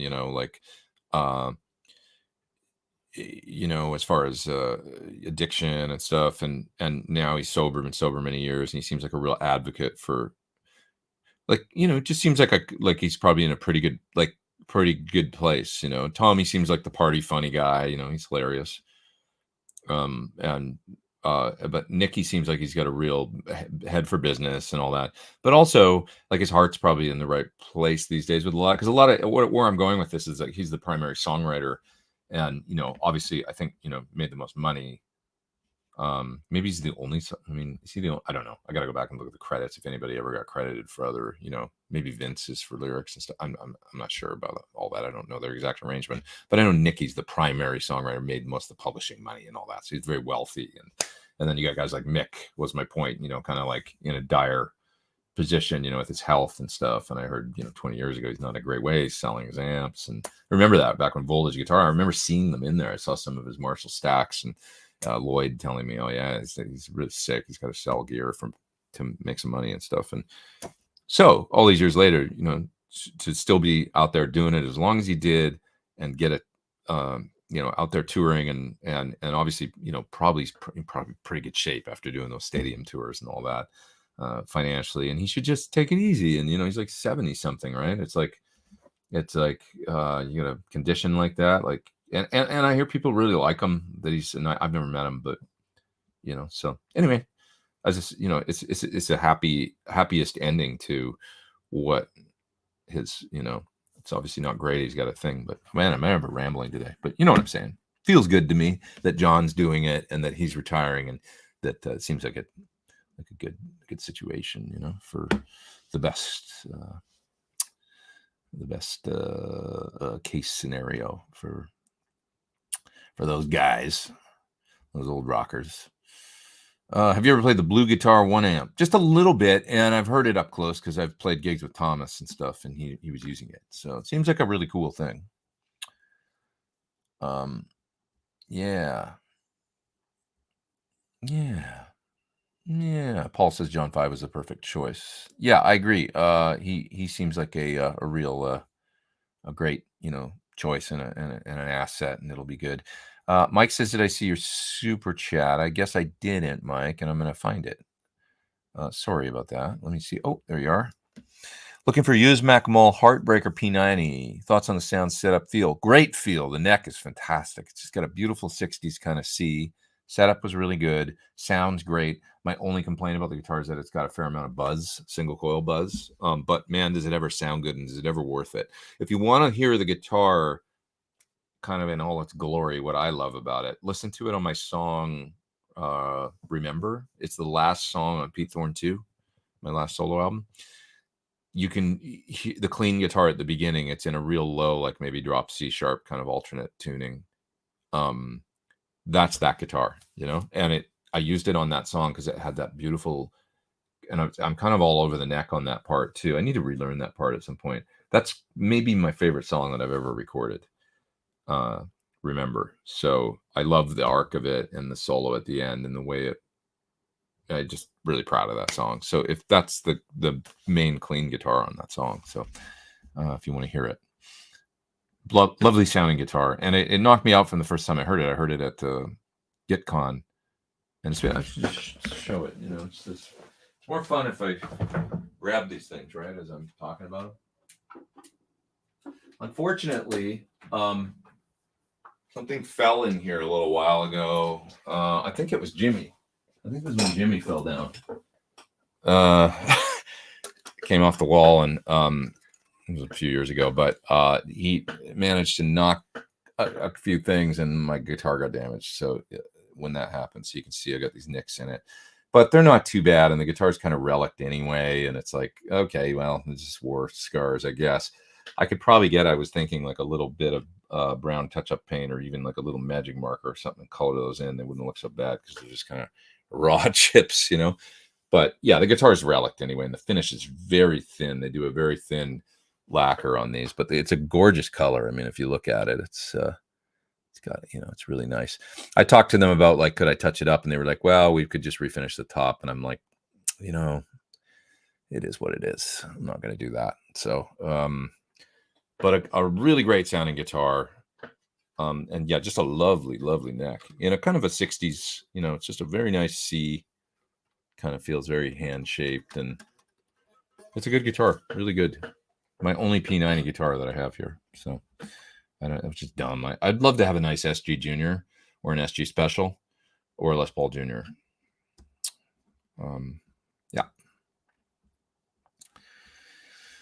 Yeah. Blue Sky says a good luthier will make those disappear quick. Yeah, I figure it could kind of like probably, it would seem like you could do something with that, right? If you, kind of just a little bit of because they're just kind of showing the maple. So if I did a little touch-up situation, it wouldn't bother me if the nicks were just there, Yeah. Hendrix relicked my guitar. Yeah, and he also bumped into my telly. And the two things that happened were this guitar got the nicks in it, and my old 66 telly that somehow the tuner for the treble, the E string. What's the matter with me? The tuner for the high E string got bent just a little bit. So I just need to get that looked at, and it still works totally fine. But yeah. So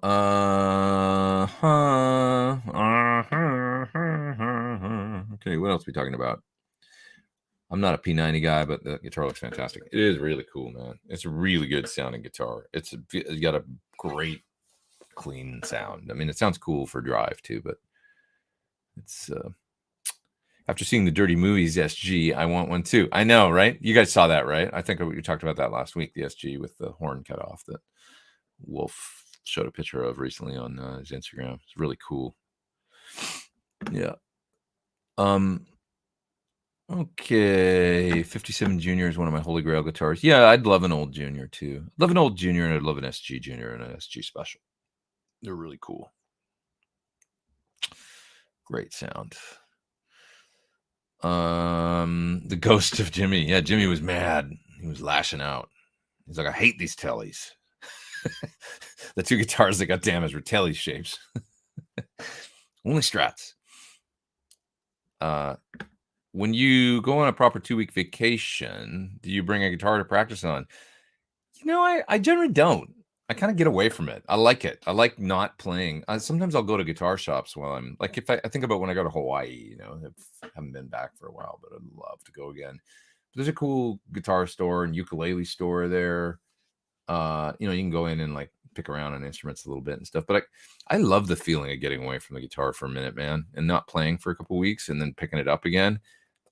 It doesn't take me long to get the chops back, and my ideas, I'm just more excited about it then and pick it up again. It feels fresh, So I don't worry about it too much unless I've got something coming up, like if I got to go straight into gigging or something, then okay. Then I've got a material to learn and stuff too, and I'll have to take a guitar and I'll be learning things, But yeah.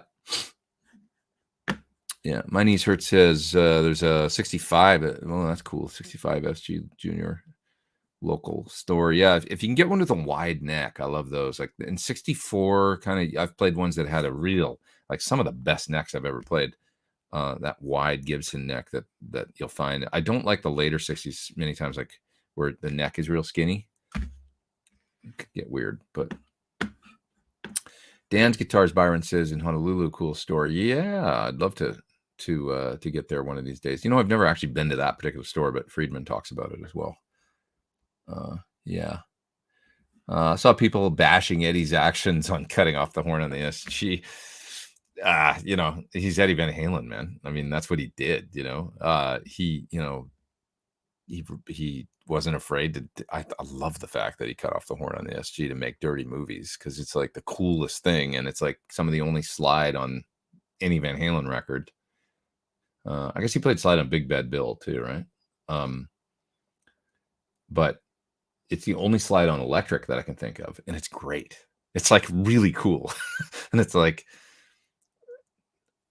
really great part and melody, and like it's so well done, and so it's just like, I don't know, it's really cool. Jeff, did I miss your super chat? Sorry, man. Let me see here.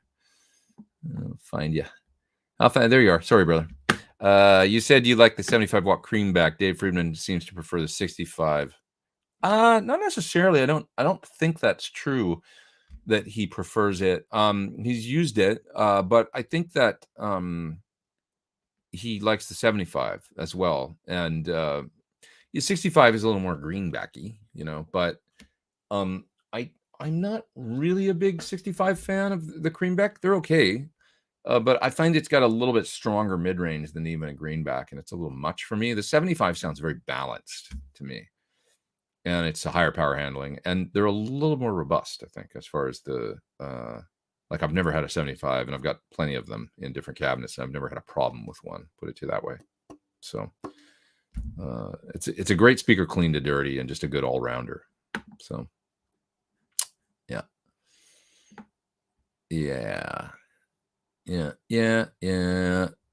Mick Mars and John Five are such different types of players, says Arthur.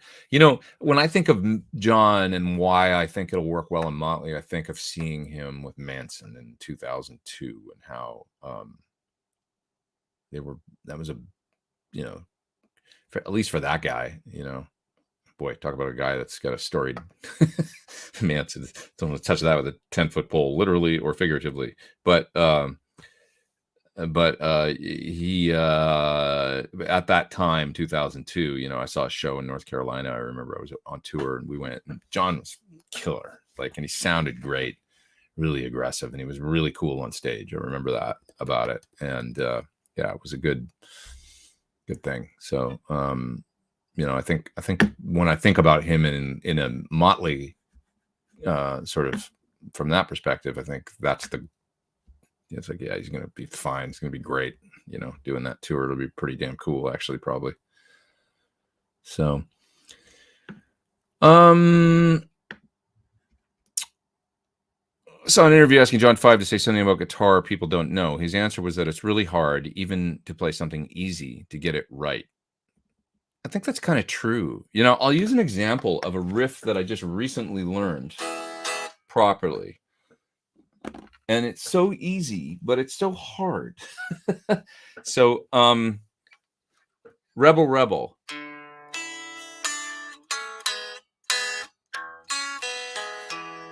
Okay, so it's hard for you to see the whole neck with the comment up, so maybe I'll get rid of the comment. And I'm going to show you why it's hard. Yeah,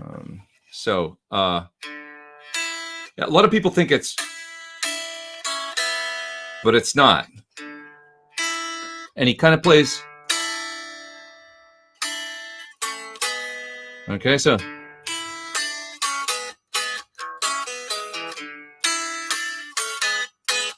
Okay, does that make sense? So you got to hit the full A dyad there of the A and the third, right? The C sharp.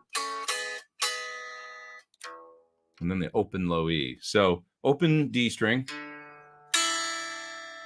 And there's that little rub in there, and you'll hear it. And then kind of those two notes ringing together. And then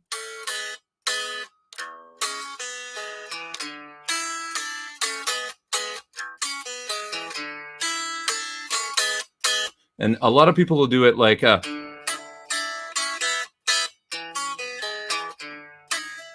You know, it's not that. It's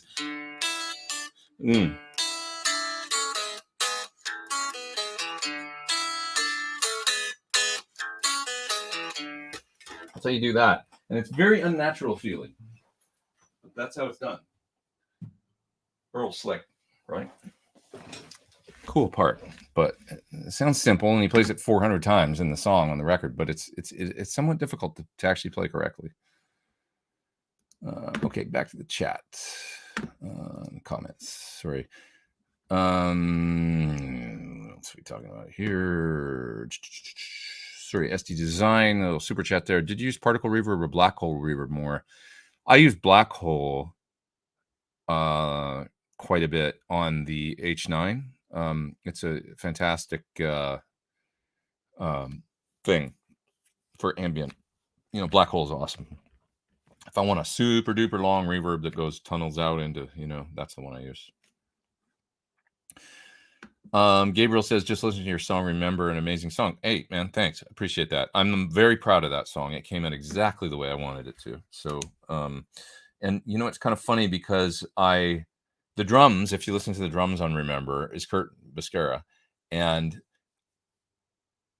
I hadn't cut the song yet. So I described to him what I wanted and how it was going to be spacey in the middle. And then it was coming out of this thing.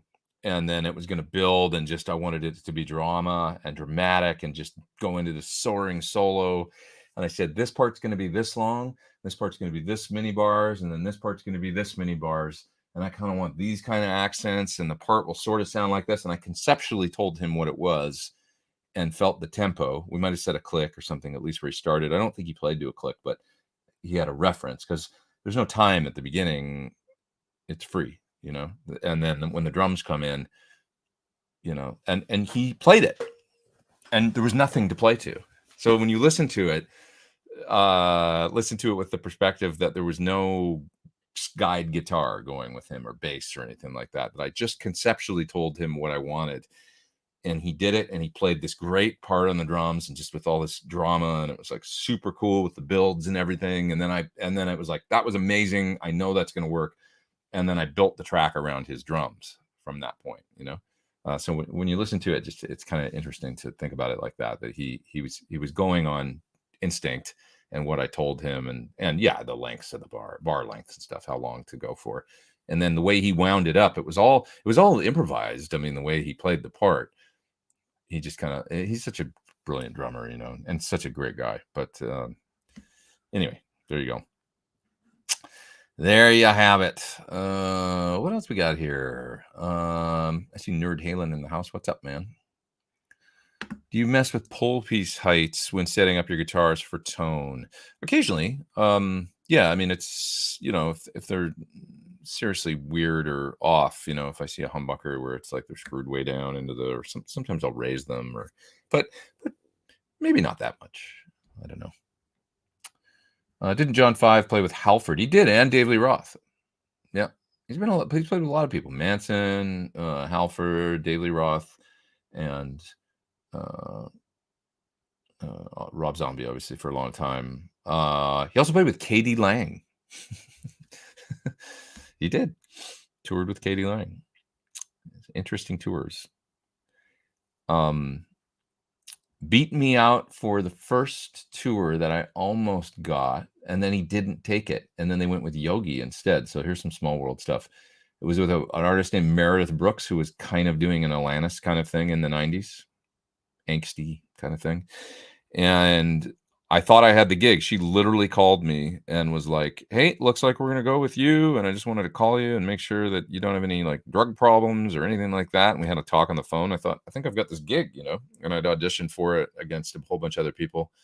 Never heard from them again after that. After that phone call with the artist. Maybe I said something wrong, but I don't think so. It's like, great. Yeah, I'm really excited. Cool. I heard that somebody didn't like my hair at the label. Oh, those days of record labels. I had really long hair, like Anthony Kiedis in the 90s kind of hair. I had super long hair, like down to here. You guys have never even seen a picture of me like that, but I did. And it was around 97, 96, 97. And anyway, so I never heard from them again. And then I heard that John 5 got offered the gig. He was still John Lowry back then. And I was like, oh. And then he didn't want it. He didn't take it. For whatever reason, decided against doing it, and they gave it to Yogi then, and Yogi ended up being my guitar partner 10 years later in Chris Cornell's band. So very small world in LA, at least back then it was. Maybe not so much anymore. That's that story. But I was friendly with John back then. Once I met him around that time and stuff, and yeah, and he was always very like maybe she wanted a drug addict, says Richard. Yeah, could be. I guess I doubt it, but that's possible. She was looking for a partner in crime. Anyway, what was I saying? Oh yeah, I just remember John, like, hair and showing up places with feather boas and stuff, and he just looked like he was very rock star looking, all the time from the beginning.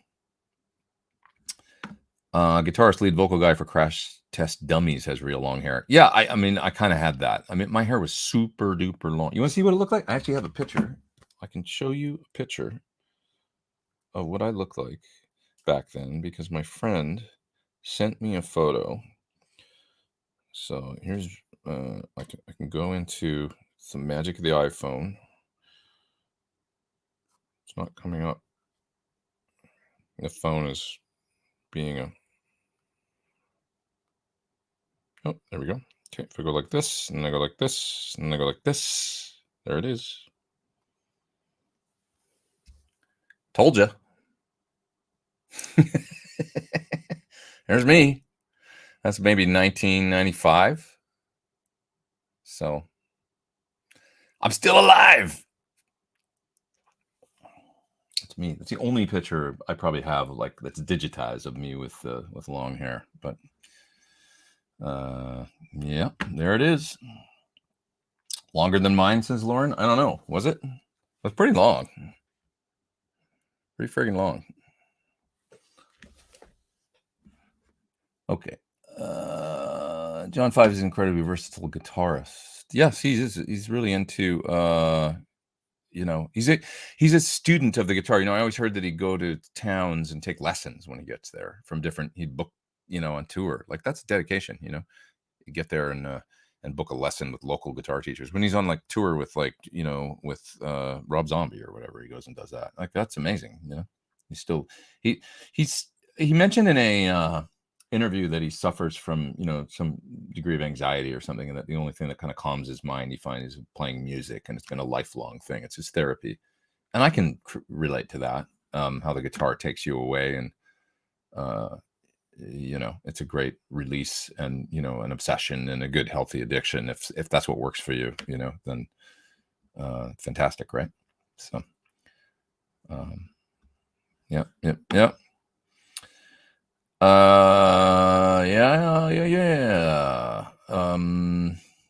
What else have we got here? Let's see.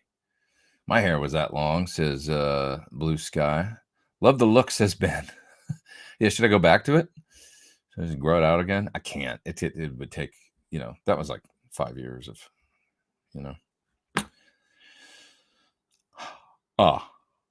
okay. I should go soon. It's 2:10. I've been here for wow. How did that happen? Last time I looked, it was like an hour and a half. So I should go, you guys. It's getting although I got more people online now than I've had for the whole show. So let's go another 10 minutes and then I'll jet. Having fun, but I got to get some other stuff done today too. Plenty to do. Fun pedal demo I got to start today, actually. I only got a couple days to do it, so got to get it done. I'm also doing a demo for these orange pedals. I'll show you these. Well, they're fun. They're very simple, vintage. Couldn't be more. They're kind of 70s in feel and design and everything. But this is a gooey sounding analog phaser. It's got a great gushy 70s kind of thing to it. There's a compressor that sounds really good in kind of a aggressive sort of Dynacomp, but maybe with more top end sort of way. And then a distortion that's very sort of primitive / distortion fuzz sounding. Cool. Actually, I'm even using it as kind of an overdrive on one part. The song I came up with is super new wave for these pedals. So I don't know. They might be like, really? That's what you're going to do? But that's kind of what I came up with, was just a kind of like a new wavy sounding kind of track. And I don't know. I like it. So that'll be coming out this week too. Rich says, I know there's no such thing as best guitarist, but I stood 6 feet away from Guthrie last month in Seattle. I'm no longer qualified to play. I know that feeling when you watch Guthrie and you feel that way. He's on another, it's like ridiculous, ridiculous. He's insane on guitar. That's how I feel when I see, Landau and, so good, crazy good. So, Pete, just thank you for the super chat. Just pick up a full Rosewood neck Strat. Need a bridge humbucker recommendation. Rosewood neck Strat. What's the body made out of and stuff? Would depend. I mean, some of my other pickups besides my Thornbuckers that I've liked very much recently, just depends what you want. But the Pariah stuff is really nice if you want a hotter. The Pasadena Black, Pasadena White would be really similar to my Thornbucker 2. The Pasadena Black, a 14K hot jobby. What else have I liked? If you want a real hot pickup with nice mids, I mean, the Suhr SSH Plus is really cool. If you want a PAF vibe, but you maybe don't want Alico 2, I really like the Bare Knuckle VH2 actually, and it's a Alnico 5 variant on the Van Halen sound. That's really cool. Commonly available stuff. I really like the Antiquity. Good Antiquity humbuckers are nice, but they're Alnico 2, so they're going to be a little lower output than something like a Thornbucker 2. Other pickups. Commonly available. I don't know. I can't think of anything else right now. That's all I can think of. I mean, I have to put some thought into it, but the Bare Knuckle VH2 stood out to me as being a good sounding pickup from that EVH shootout that was kind of PAF strength, Yeah. Folks like those DiMarzio 36th anniversary too. Thoughts on Polyphia's guitar players? Tim and Scott. Cool. Like crazy stuff sounds like crazy video game music to me, but really incredible technique and just a different way of playing the guitar. That's like, okay, and they're pushing it forward. And they're influencing, different players that aren't into, boomer bands. No. No, I don't know. Like it's a different style of playing. That's just like, it kind of, that really does sort of spell it out. He's like, like you guys played like this and we do more of this. We don't really do that. And it's like, it's a different way of playing guitar. And Blue Sky says Tim Henson leaves me cold. It's very technical,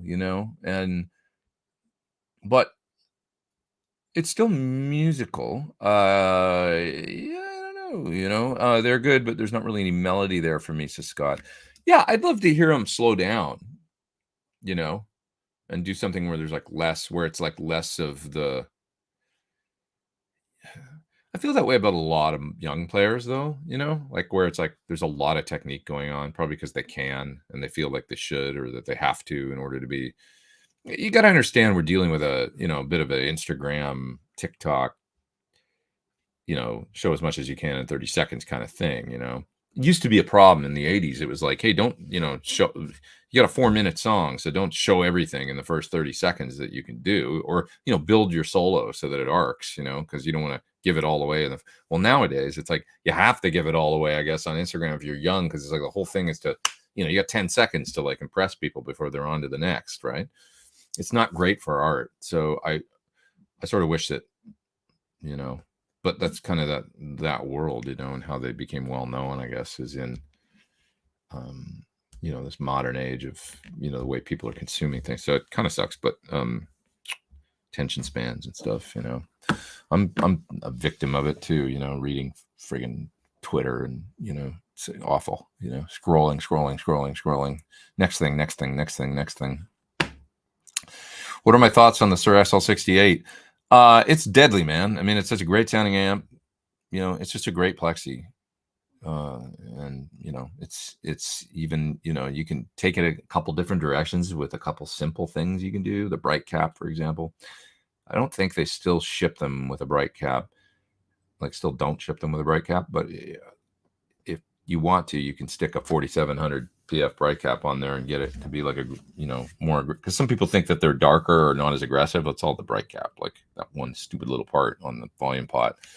You can have a tech put in there or put it in yourself. It's so easy. I could do it. You just tack it in, and then you get that early 70s, you know, that it'll do when you turn the volume down, you know, to 6 or something. It does that magic thing. So it's just so easy. It's a great amp, man. If you want a good old Marshall, don't need to look any further. If you find a good deal on one or something, just pick it up and enjoy. Workable master volume, you know, it's cool. I notice you have the Suhr Reactive Load IR. Love it. Yes. Captor X and Aux in your studio. All good stuff. What would make you choose? Well, they all do a different thing. So the Captor X and the Aux have a very similar style load in them. The Suhr Reactive Load is slightly different and maybe has a little bit, like it's a little more of an accurate load, but the other ones are good too. Good load. So they you know, in other words, they load the amp properly, and the amp thinks it's plugged into a cabinet, basically, you know, and it responds as such, right? The Aux, the main advantages to it are all the software stuff where you got the effects built in, and you can do some cool things with room mics. It's got room mics. It's neat. So if I want to get a Brian Mayish AC30 style solo sounds, you know, with a lot of room, because they use room mics a lot on his solos, I'll go right to the aux, because I can plug this top hat in, run it into there, pull up the AC30 style cabinet, hit it with a treble booster, and then blend in those rooms and maybe add a little echo, and then it'll sound like I can dial in like a Queen solo style sound really quick. And so that's great. The Torpedo, the main thing for me is kind of a selfish thing. It has my signature IRs that I went to Sunset Sound and made. So if I want to do my signature cab, it's a no-brainer, because I can plug it in and, you know, get my really close to my mic'd cab in the other room sounds very simply. You know, it's like, I want a G12M blackback in an old vintage Marshall cabinet. I can get it out of that. I know it because I can dial up my sound. And then the reactive load is a very, very fast, simple you know, way to get just sound 1-1, you know, on the reactive load. I'm acting like you can see it. You can't, but it's right here. You know, the greenback 412 Celestion cab with the Celestion IRs with you know, a 57 and a 121 or whatever. That's the sound that pops up in slot 1-1, and I use it all the time, and it sounds great. So just another quick, surefire, you know, no-brainer way to do it. And I use the reactive load when I'm making quad cortex captures. I use it as the load, you know, to capture the amps, because it's the most accurate load, I think, out there in the market, as far as like being the amp sees a proper speaker load, you know. So yeah. I should go, you guys. What else? There's a couple last things I'll look at here. Always go to David Gilmour when I think speed doesn't matter. Yeah, David Gilmour is a great, like, what would David Gilmour do here is always a good thing to ask yourself. What would Jimmy do? What would David do? What would Eddie do? Yeah, 4-chord song, says John. Yeah, sounds like a typewriter. I was talking about the Polyphia Cats. Yeah, I mean, I don't know. People are playing guitar. It's okay, like whatever folks are into, and if they like it, it's good. It's cool. We're not all gonna like the same thing. I'll give you a thought on that just after I answer this. Have you ever used plugin when jamming with friends? Full tone plugins and UAD plugins look mighty tempting. I've never tried a full tone plugin. Didn't even know they had them, actually. UADs are great. I have my own signature amp plugin that I use all the time. Still, PT100. I use it at least a couple times a week on something. Sometimes I use it just as a speaker simulator, or to practice, get a good amp sound like really quick. I plug it in and just call up my Pete basic 3-channel preset that I gave them, and it's loaded in there, and I can use it, and it's great. Or for pedal demos, I use it sometimes. Use the clean channel. So, I'm a big fan of the UA plugins. So my last thought before I go here is just that, when it comes to music and, it's like, I put up the point this week that, I was talking about bands from the 70s and 80s on Twitter. And I said that, it's amazing how bands reinvented themselves, recreated a sound, or reinvented their sound, I should say. And I used the example of Yes as well as ZZ Top. Because I clearly remember ZZ Top. I remember going to the El Loco tour, 1982 or 3, and seeing them at my local, the Northlands Coliseum in Edmonton. And there was like 4,000 or 5,000 people there. Not a full crowd, that place will hold like 15. And but great show, ZZ Top. I mean, I remember Billy Gibbons. I remember Pearly Gates. I remember being in the first few rows, and I was a kid. I was maybe 11, 12. And my impression was that it was a lot of older, or like whatever, middle-aged or whatever dudes that look kind of like bikers, hardcore, like blues rock, like Texas boogie, whatever. So that was the crowd. And then I went to the Eliminator tour 2 years later. It was like 84, 85 when they came to Edmonton, and there was like 14,000 kids there, teenagers, and then of course probably a lot of the other dudes that came as well. But they completely changed their audience and expanded and become this different thing with videos and all the videos they did, the MTV, dawn of MTV, and those great videos they made for Eliminator, and the sound being a little more whatever you call it, whatever, Sharp Dressed Man and all that. They were a young band still at the time, and it sounded current. So Yes was my other example of Owner of a Lonely Heart. Like, I was listening to it, it came on. That's what made me think of it. It came on in the place I was, and it sounded so good. And I was like, there's so many great guitar sounds in this song and incredible parts. It's like such an amazing song. And it was so, at the time, cutting edge with the samples and stuff. And then just the production is unbelievable, like of that tune, And I was like, because either one of those bands, ZZ Top, a lot of people will tell you. I mean, Suhr would tell you, different people like, oh, I checked out after the first few records. Those are what's it for me. Those first 2 albums, or with Yes, the obviously, Fragile, I guess, or right, like the early, Steve Howe days, obviously, and they were incredible and they did their thing. And then it was like this other thing in the 80s. Well, I came to it in the 80s because that's my age. I was too young to appreciate Yes in 1975 or 6 or something. I was 4 or 5 years old, so I wasn't going to listen to it. So it's so dependent, like, on because then it got into a discussion of what's the greatest American rock and roll band, and like people are like, oh, I think it's Tom Petty and the Heartbreakers. If you look at the, and I agree, they're one of the greatest American rock and roll bands for sure.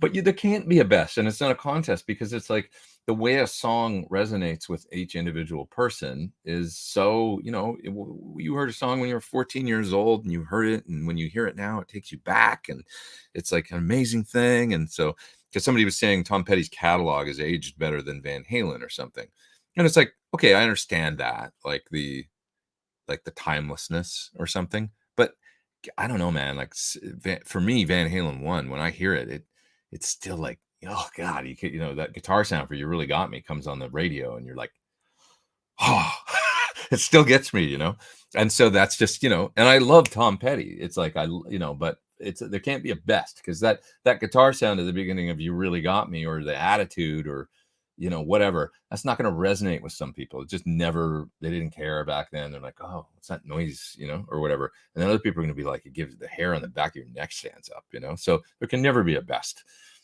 greatest American rock band or whatever. Because for some people, that's going to be Grand Funk, or for some people, that's going to be maybe the Doors, or, where it's like, man, Jim Morrison, that was my, right. And I would have to be like, yeah, I get that. Like the Doors, they were so unique. It's them when they come on. They don't sound like any other band that's ever existed ever. And whether or not it's your jam, it's like, it was a thing, and it was so cool, to have that, and it was really well recorded. It was bold. The Doors were like really interesting, I think, in a time of musical creation that was so fascinating. So yeah, just it's interesting. Probably a lot of people don't even think of the Doors as a rock band, but it's like, because maybe that's a testament to how unique they were. Like they're their own thing. It's like the Doors. They're not, it doesn't even sound like rock music. It sounds like Doors music. I don't know how else to describe it, right? So kind of interesting. There's a few bands out there like that. Probably Grateful Dead. What do you call it? They're not a rock band, or just that kind of, when a band is so unique, they almost exist in their own, Bowie, God, totally his own thing. Anyways, I could go on forever, but I've been here for 2 hours and 36 minutes. So I'm going to go eat a little lunch and then get a whole bunch of work done today.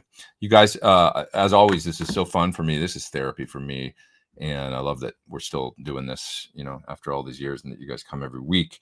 It's really, really, I don't take it lightly that you all show up and stuff. And I look forward to it every week. It's like a little bit of I like the routine in a life that's not very routine. Every day is a little different, with different jobs and my gig economy kind of life that I live. But this is a very, it's a constant that I guess it's grounding, it's good. So anyways, thanks for all your super chats and stuff too. That's going to keep us in coffee. Thanks, Vincent, for the Track 5 coffee that fueled me today. I didn't see you here today, but if you watch after the fact, I appreciate it. It's good stuff. Track 5 coffee. Check them out. Good, delicious beans. The Route 59 Dark is what I drank today, I think. All right, everybody. Have a great week, and I'll see you next time.